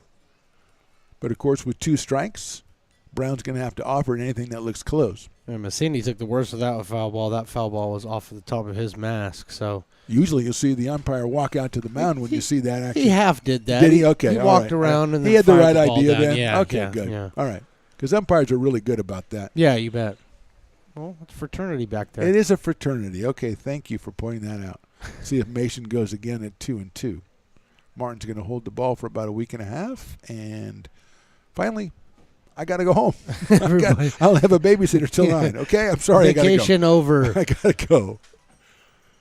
We'll do it again. 2 balls and 2 strikes. Mason slightly shorter lead. He's going to bluff. Swing and a miss. Nice pitch by Martin. Got the strikeout on a high fastball of Joe Brown, and that'll bring up Garrett Lewis, who struck out twice and walked in this one. Garrett started out at second. Now he's playing first base for the Express. His new pitcher, Nick Tobin, is on deck. So a big strikeout right there for Devin Martin. Crowley went the first 2. Vassar went the next 2. A bluff and a fastball down the middle for a strike, 0-1. Martin working his second inning for the Potters. We mentioned Jaden Bruno loosening up in the pen for the home team. Check swing, did he go? I say he did, even though he probably didn't. No, they asked the umpire, and he got it right. Darn it. Well, I mean, it's a perspective at that point. Sure, I mean, it absolutely is perspective. He's standing out at second base. That's a tough call. That's a tough call. It's a tough for him to angle, make. sure, yeah. If you ask JP, who's over around, the dugout, Yeah. he's got a better look at They it. should do that. Yeah, I don't know why they don't do that. 1 ball, 1 strike. There's a check swing. That looked pretty good. That is going to be called a strike, and I think that's the 50-50 rule right there. Yeah. I don't think he went any further around than he did the other time, but the umpire went, I called it safe last time, I'm calling it out this time. Or the 50-50 rule, if 50% of the crowd goes, hey, that's a swing, he's going to give it to him. I think the runner's going to be going. That's my prediction. 1-2 pitch coming up. Eventually. Time was called. I'm pretty sure the batter called time there, but I think you're right. I did hear the home plate umpire yell it out. Absolutely. 1-2.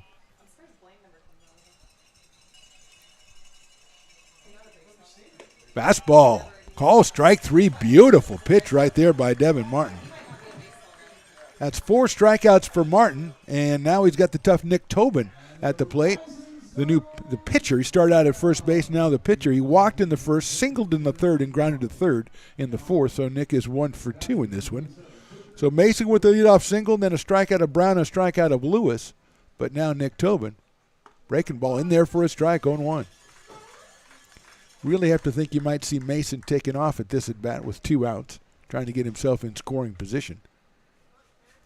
Express down by 2, we're in the 6th. That's hit right back up the middle. Nice play by the second baseman, but he can't make the throw to first base, and that was Dylan Wells who kept that one from going out into center field and kept the runner at second base. But it's a base hit for Tobin. He's got 2 hits, 8 hits for the Express, and now it's Keisha Kersher, who is the second baseman now for the Express. He is singled, walked, and flied to center. That's a tough play for Wells to make over there at second base. However, he does the right thing, and by keeping that ball on the infield, you minimize anything else that could happen on the base pass, keeping the guys at first and second. Absolutely, keeping them off third, where a wild pitch or something scores them and cuts it to 1.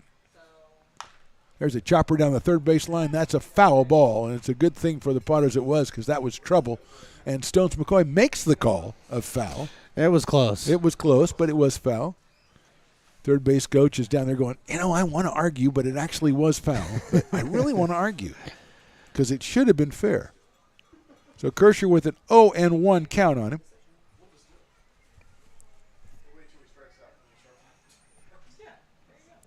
Martin checks the runner at second. Here's the pitch. That's chopped back up the middle again. It's going to be Wells again. This time he's going to try to gun it across the diamond. Scooped up at first by Dominic Rodriguez. A fine play by the Potters infield and shuts down the Express in the 6th. We go to the bottom of the 6th. Potters with a 2-run lead.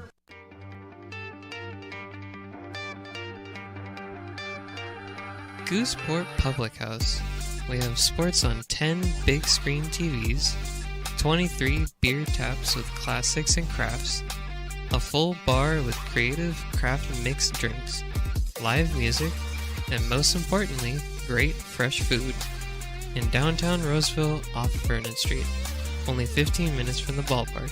See ya at Gooseport. Old Town Pizza, a proud sponsor of your Potters baseball, will deliver you a slice that you won't soon forget. Come see why they've been voted the best of the best 12 straight years. Visit otpizza.net to get yours today. But don't take it from me. I think Old Town Pizza should be expanded through the state or even through the country because it's so delicious. Lincoln Potters Baseball. Placer County's best-kept secret is back for another exciting summer at historic McBean Stadium. 33 action-packed home games loaded with fun for the whole family. Local beer, wine, and eats. Fireworks, giveaways, theme nights, kids zone, and more. Come join in the fun and enjoy small-town baseball with Major League Entertainment. Tickets on sale now at LincolnPotters.com. Lincoln Potters Baseball. Come on out and join in the fun. Bottom of the 6th, Potters lead at 6-4. Nick Tobin back out on the mound for the Express. He'll face Clayton coach Chris Catalano and Dominic Rodriguez, who made a nice scoop on that throw by Dylan Wells, who made an excellent play to end the top of the 6th inning for the Potters. Defensively, they pulled one out right there and saved Devin Martin, who went through his 2 innings. We're assuming he's going to go 2 innings without giving up any runs. He has 4 strikeouts. Here's Clayton Coates, who's walked, grounded out, and hit it to a fielder's choice. Tobin came on and got the sacrifice fly from Chamiso and then the double play from Quentin Hall in the 5th inning to effectively stopped the Potters rally, although they did score 4 times. Here's Coates. It's in there for a strike. Little off-speed pitch by Tobin.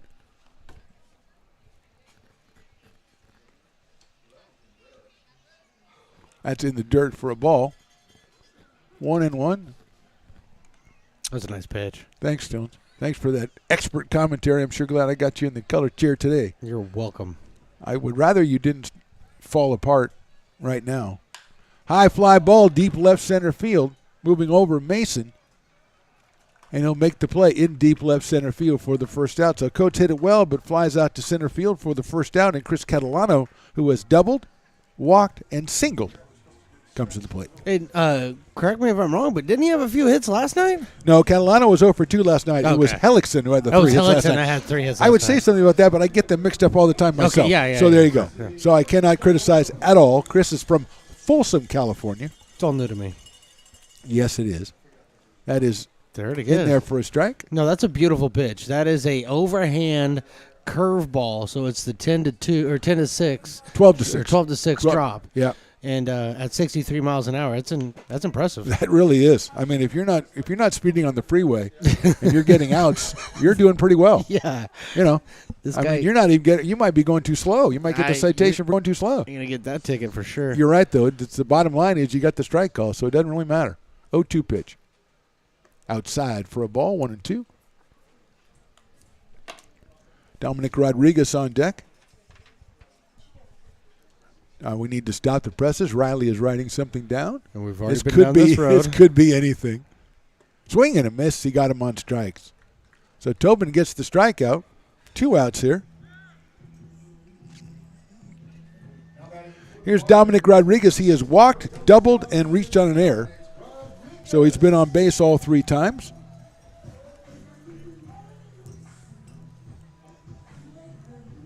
Two quick outs here in the bottom of the 6th. Remember, we just go 7 in these West Coast World Series games.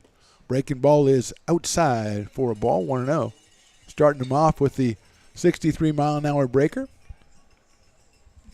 Jane Bruno again loosening up in the pen for the Potters. Maybe he'll come out for the 7th. That is inside. So quickly 2-0 on Rodriguez. Parker Hellickson, who had 3 hits last night. That's where it is. And has a big hit today, a 2-run single that tied the game up in the 5th inning. That's outside low. So quickly 3-0 on Dominic Rodriguez.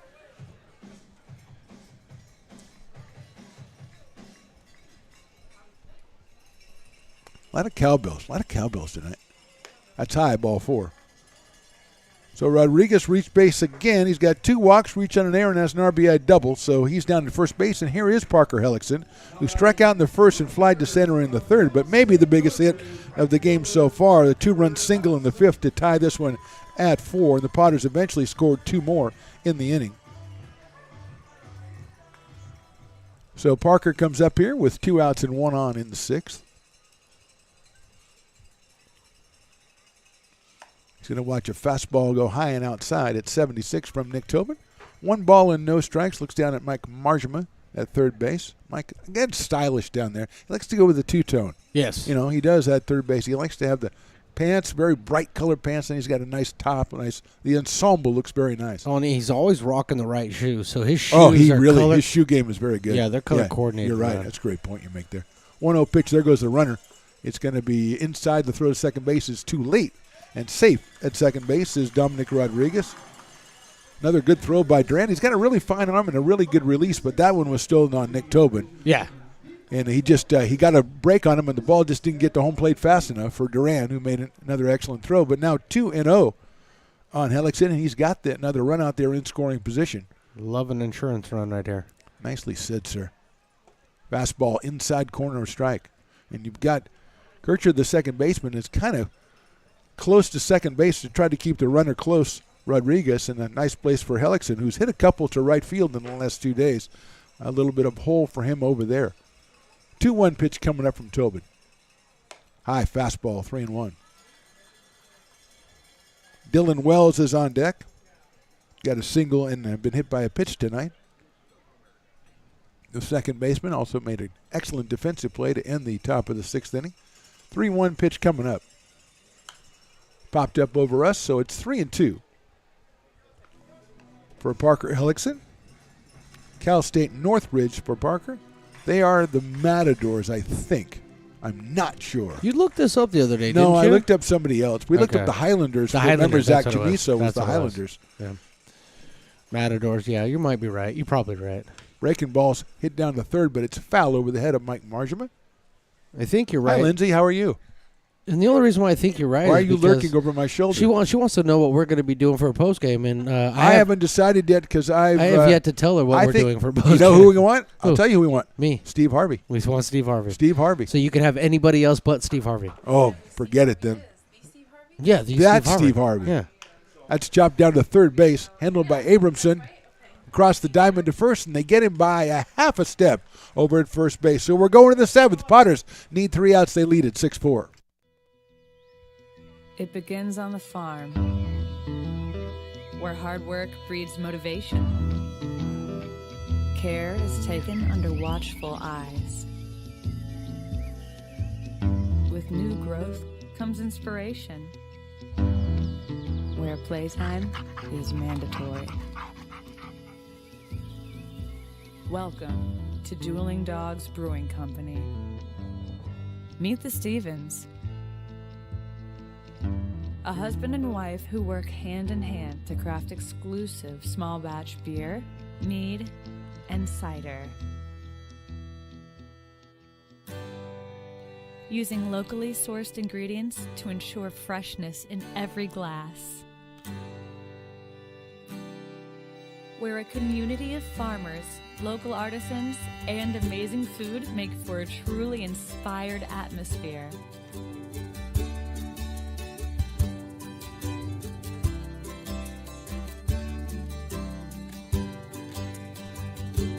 At the end of the day, we know the value of hard work. The families it unites, it's in the pride we take, the stories we tell, and the best friends who are cherished. Dueling Dogs Brewing Company. Lincoln Potters Baseball. Come on out and join in the fun. Top of the seventh inning, Potters lead at 6-4. Jaden Bruno, the new pitcher for the Potters, the right-hander out of Wellington, Florida, and Stanford University, coming on to try to get the save for manager John Peters and the Lincoln Potters. Jaden's going to be up around 93, 94, 95 miles an hour here against Cameron Duran, White Abramson, and Xavier Dominguez, the first 3 hitters for the Express. Trying to pump it up down by the dugout for the Potters. They're trying to close this one down. They would advance to tomorrow's 8:05 game against the West Coast Kings. That's the winner's bracket final. If they can hold on and take this one, the loser of this one plays tomorrow at 2:05 against the Cal Tigers. So it is Jaden Bruno, and Stone's going to see some heat here. Oh, yeah. In the top of the seventh inning. Jaden knows how to bring the heat. Yep. So we're about to see it. And, you know, what's awesome is that we've seen the heat from Bruno in the past here in Lincoln, and that's his brother Brian. Or Ryan, sure. I said Ryan, but I was saying another word at the same time, so it sounded like Brian. If that doesn't happen to me all the time, I would criticize you, but it does. But you know what I'm talking about. So it's really kind of nice to be able to see both of the brothers out here over the course of the last, 4 years. Yeah, Jaden, if I remember correctly, the last time he was here, his breaking ball was actually working really well for him, which if you're throwing 95 and you have a breaking ball that's working, you're virtually unhittable. It's going to definitely help you out in the long run if you got a breaking ball that you can command. And that's going to be what we're looking for tonight from Jaden Bruno's command. Yeah, just like his brother Ryan, he has had trouble with the control, and that has been something Ryan was able to more or less straighten out when he went back to Stanford after a summer with the Potters, and now Jaden is working on doing the same. And here's Durant, who's walked twice and flied to center. Jaden works from the stretch.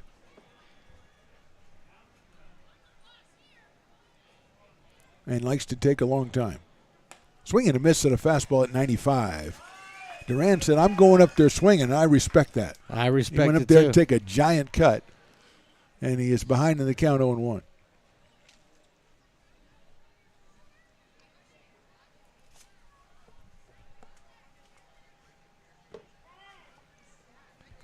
Took a little bit too much time there. We were do not have all- a pitch clock in the West Coast World Series. We were all looking at our watches right Yes, there. we were. 0-1 coming up to Duran. Check swing, and he fouls it off by the dugout. That was coming in at 95, very close to Duran. Jaden Bruno says, I want that ball back. But I don't think the umpire is going to let him do it. Or as I call him, the judge. There was no swing there. That was an emergency. Yeah, that was like, hey, I dropped the bat, sort of. I don't know where I'm getting out of here. That was, I'm protecting me and the rest of my teammates. That's right. Yes, I am. I'm taking this one for the team. Yes. 0-2 now on Cameron.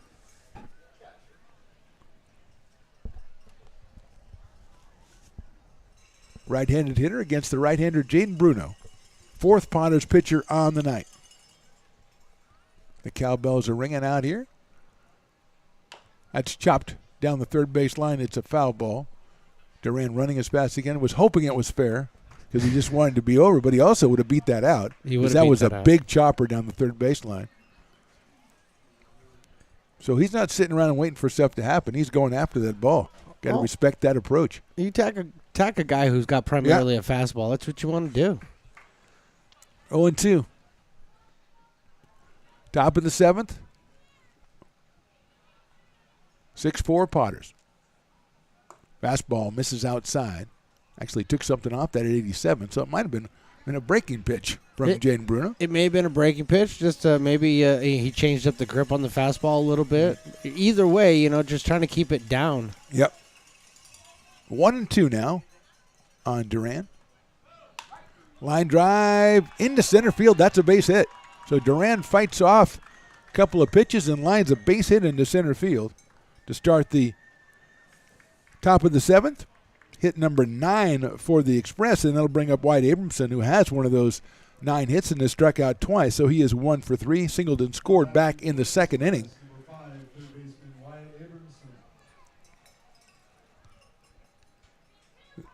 Xavier Dominguez on deck.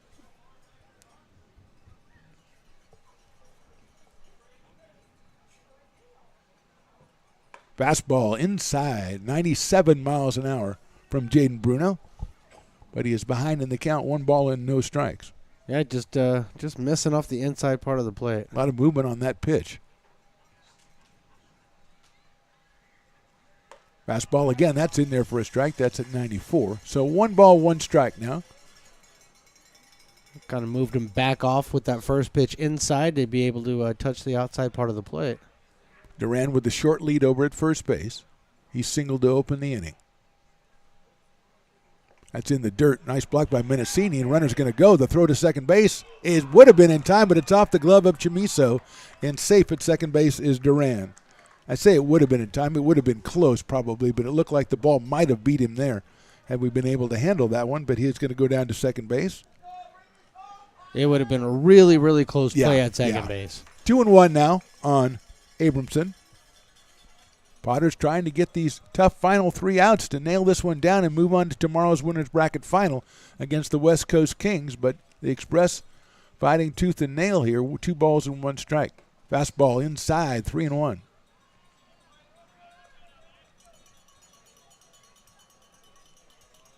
Three balls, 1 strike. Dominguez to follow. Then Weiss in the bottom of the order for the Express.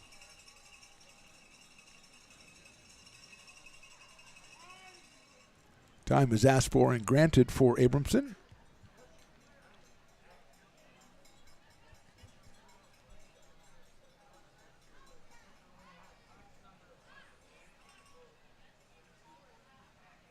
That is ball 4. So a single and a walk to open the inning here for the Express. They've got the tying run at first base, potentially, and Xavier Dominguez, who was a very clever with the bat, so I would think maybe he's going to at least show a bunt on this one, Stones, and try to move those runners into scoring position. Well, yeah, you're facing a pitcher who is a primary fastball pitcher, so this is a great opportunity to get a bunt down. Start at your top of your zone, don't go above that, and work that ball onto the field. It's something that you can do here. Now, the conversation that was just had between pitcher and catcher was probably to talk about that specifically and how they're going to cover that play. Dominguez has singled twice and struck out, so he is 2 for 3 in this one. He doesn't show bunt. The fastball looked pretty good, but it's outside. 1 ball and no strikes. Weiss to follow. He came on as a pinch hitter early in the game and is 1 for 2.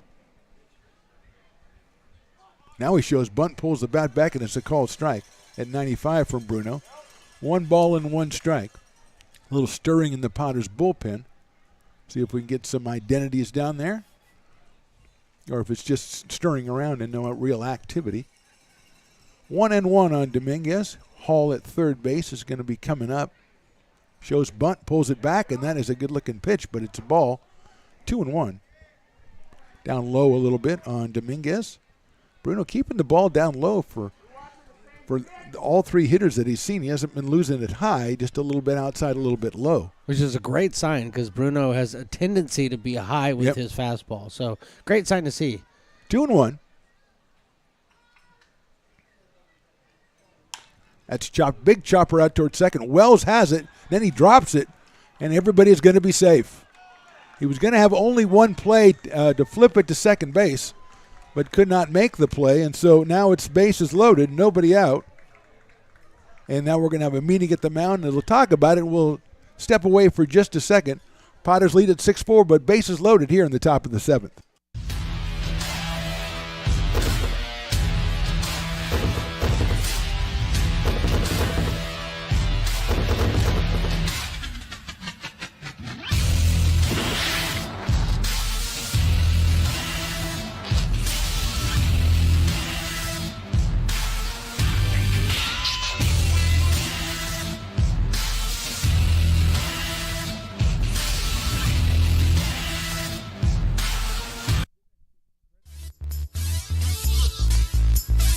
Bases loaded here. The meeting at the mound is over, and it'll be Greg Weiss, the batter. He came on as a pinch hitter in the 4th inning for Palmini in right field, took over in right field. He's doubled and flied to center.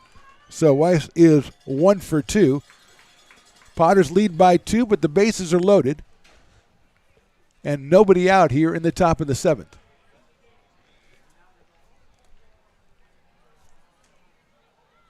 Fastball misses outside. 95 from Bruno. 1-0 now on Weiss. Top of the order, Jelani Mason to follow.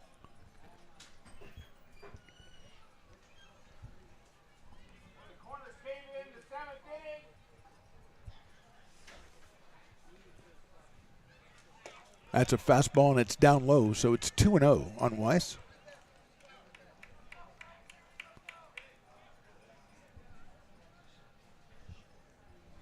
Duran, Abramson, and Dominguez on the bases for the Express. 2-0 pitch coming up from Bruno. Fastball in there for a strike at 94, 2-1. Definitely a strikeout situation for Bruno, but I think the Potters would give up 2 for 1 right here. Absolutely. So absolutely. I know Bruno can pitch for the strikeout, but, either or right here.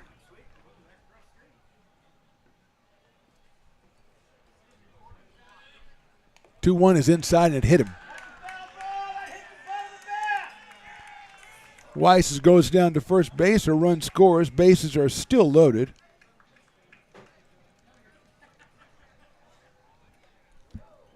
And that'll bring up Jelani Mason. Center fielder is struck out and an RBI ground out, popped out to short and singled. So he is 1 for 4 with a run batted in this one. Duran comes in to score to make it 6-5.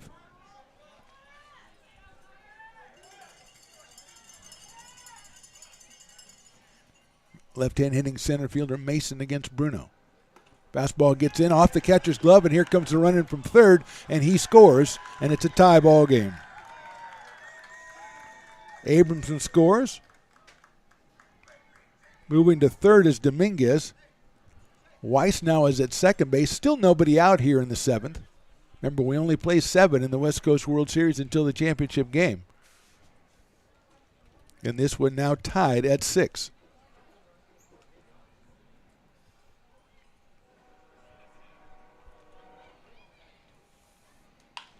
Grounded foul down the first baseline. 1 ball, 1 strike on Mason. Potters playing the infield in. Dylan Brown warming up for the Potters in their bullpen.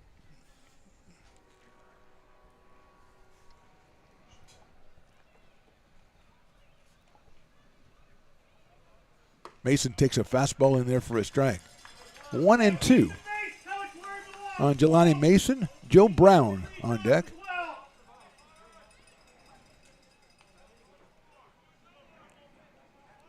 Potters have the infield in, outfield in regular depth for Mason. He lines it foul down the left field line onto the grassy knoll out there. There's a couple of denizens down there of the Shire. They pick it up. They got themselves a souvenir. So it's 1-2 now on Mason.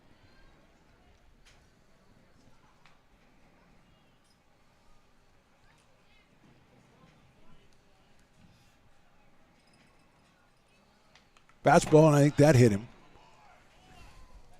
And he'll go down to first base to load the bases.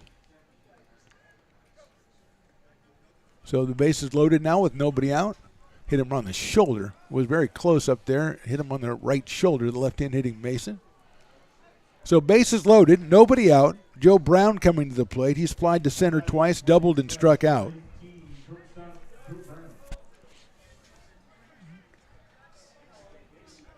Dominguez at third. At second is Weiss. At first is Mason. Activity in the pen for the Express. Bruno's first pitch is off speed, swung on and missed. 0-1 now on Joe Brown. Garrett Lewis to follow.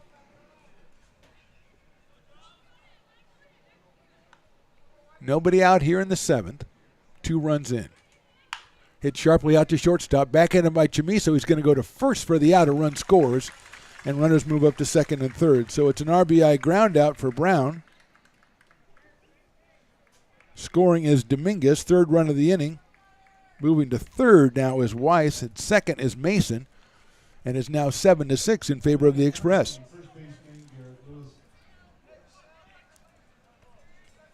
Lewis has struck out 3 times and walked, so he is 0 for 3. Up here in a situation with 2 runners on and just 1 out in the 7th. Breaking ball on the outside corner for a strike on 1.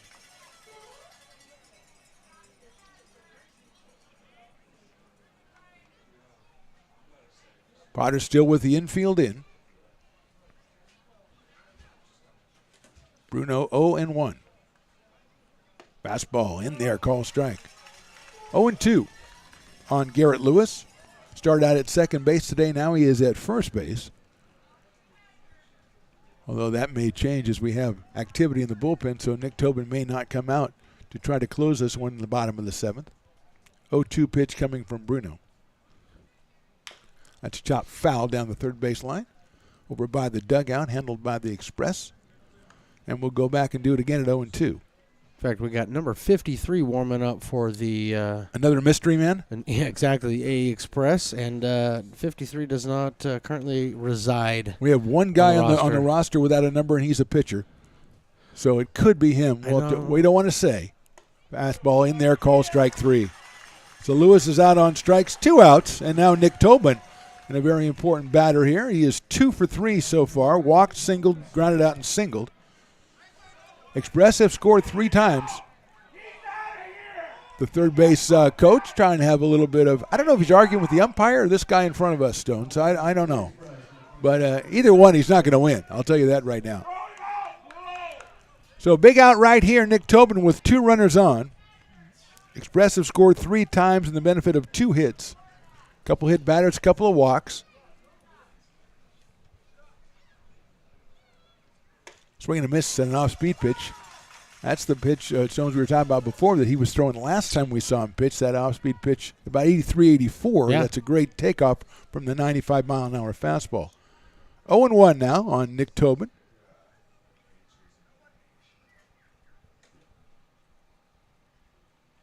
Fouls that one off, back to the screen, 0-2. He started off at first base, and now he's the pitcher of record for the Express, and so that's kind of a crazy day. When we saw Nick Tobin with Santa Rosa, he was a first baseman. I don't recall seeing him listed anywhere as a pitcher back then. Well, you change things. In the summertime, everything's crazy. You learn things. Nutty stuff happens in the summertime. I don't know if you know about that. I'm learning. You're an older gentleman. You don't know about those things. 0-2 coming up to Tobin. Bless you, Riley. That's in the dirt. He's going to get through and coming in to score. There, the Express. That's a big run right there. As Weiss comes in to score on the pass ball. Mason moves over to third. Now 8-6 in favor of the Express. And a 1-ball, 2-strike count on Nick Tobin. Moving over to third base is Jelani Mason.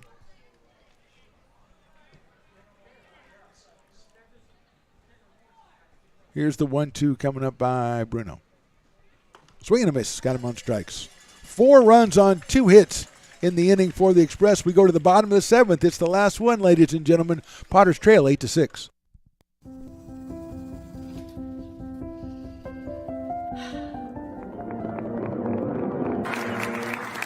Welcome back, Olympia's 5th grade orchestra.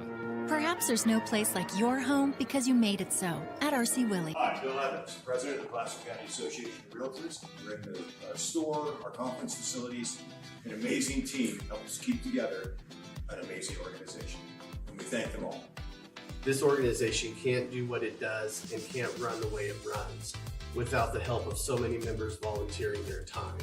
The success of the Placer County Association of Realtors is largely dependent on our active volunteer members to help our organization and industry. The work of our committees greatly impacts our ability to champion efforts across the board and giving back to the Placer County community wherever we can.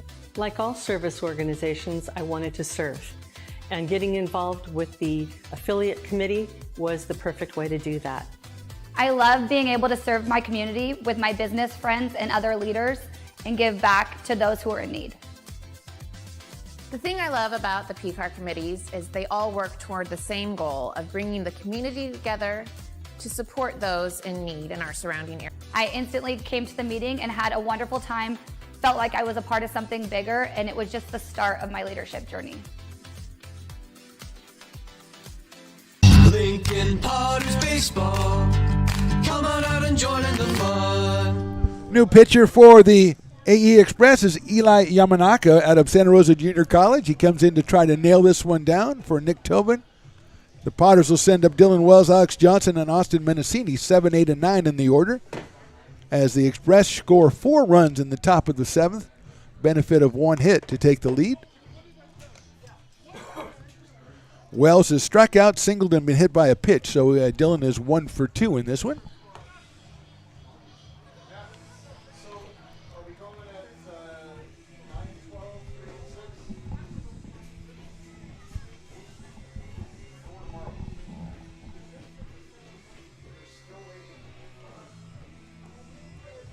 So here's Dylan Wells against Yamanaka. Third pitcher, Bryce Cox went the first 4 innings, 119 pitches. Actually 4 2/3, I believe, or 4 plus. Yamanaka's first pitch is in there for a strike at 86. 0-1.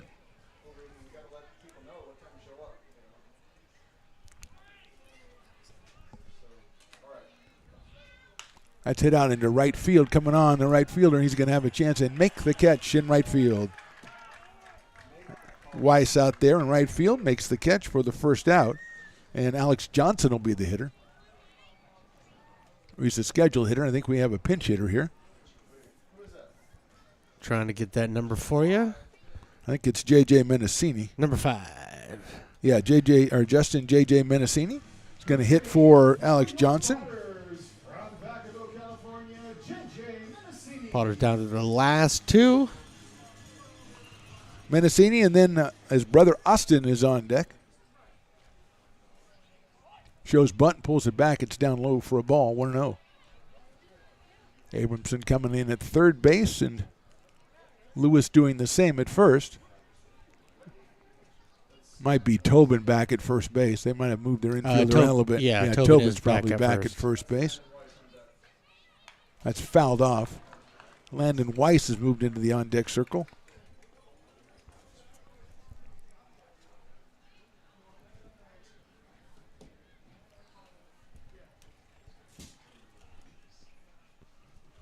One and one now on JJ. Switch hitter batting from the left side. Sails outside from Yamanaka. 2-1. Winner of this one goes to tomorrow's winner's bracket final against the West Coast Kings. The loser plays against the Cal Tigers. That time still to be nailed down. Sails outside again, so 3-1.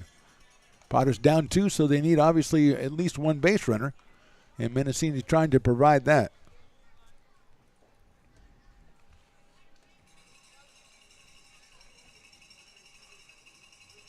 And it sails outside for ball 4. Potters definitely take the walk right there. Absolutely. See if it is Landon Weiss coming up to the plate here. 1-5, Landon Weiss. So Mendocini, Austin Mendocini, 2 for 3 while he was in there today behind the plate, and now Landon Weiss is coming on. Right-handed hitter. Chamiso to follow. 1 out here in the 7th. Weiss takes a fastball down low for a ball, 1-0. Oh, comeback, got to start somewhere. Got to start somewhere.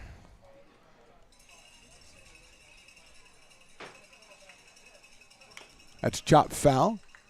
1-1 on Landon. William Jessup University.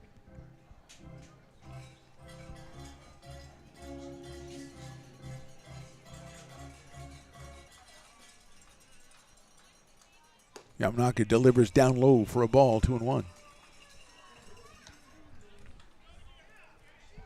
Zach Chamiso to follow. Leading at first is J.J. Mendocini. That's line foul down the right field line. Good idea by Landon Weiss, but he got to put it in fair territory. So that makes the count 2 balls and 2 strikes. 1 out here in the 7th.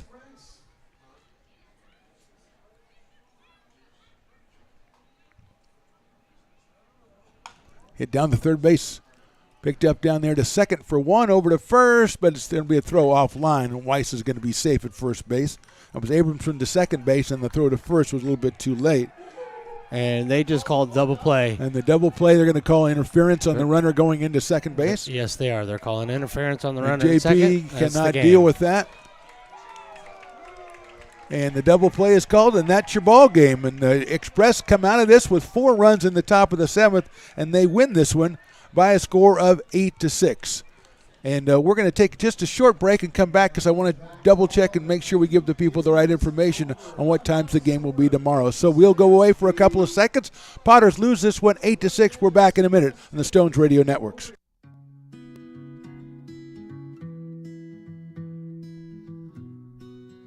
Lincoln Area Archives Museum is the official partner of the Potters' 100th anniversary season. The museum is located just around the corner in Bierman Plaza in the center of the Old Historic District. Plan your visit and learn about early Lincoln history.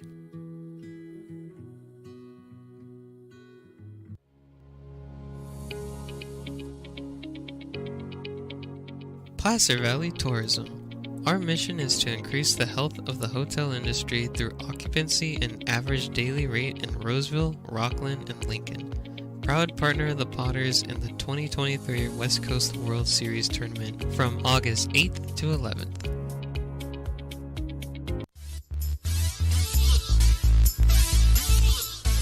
Coming back after the Potters lost that one, giving up 4 runs in the last inning to lose 8-6 to the AE Express. And so tomorrow it looks like this AE Express have advanced to play the West Coast Kings in the winner's bracket final. The Potters are playing the Cal Tigers. That game will either be at 2 or 3 o'clock. Not sure yet. Haven't figured out the times. The Philippine national team is playing the Alameda Anchors before that game. And those 2 winners The winner of the Philippine national team and the Anchors and the winner of the Potters game against the Tigers will then play after that for the right to advance to the last day of play in the tournament. So Potters came from behind, led this one 6-4, give it up in the 7th inning, and they end up losing it 8-6. We thank you for checking us out. Check us in tomorrow. Subscribe to the channel so you will be alerted whenever we go live, and you'll know what time we're here to bring you Potters baseball. Thanks for watching. You'll see you next time on the Stones Radio Networks.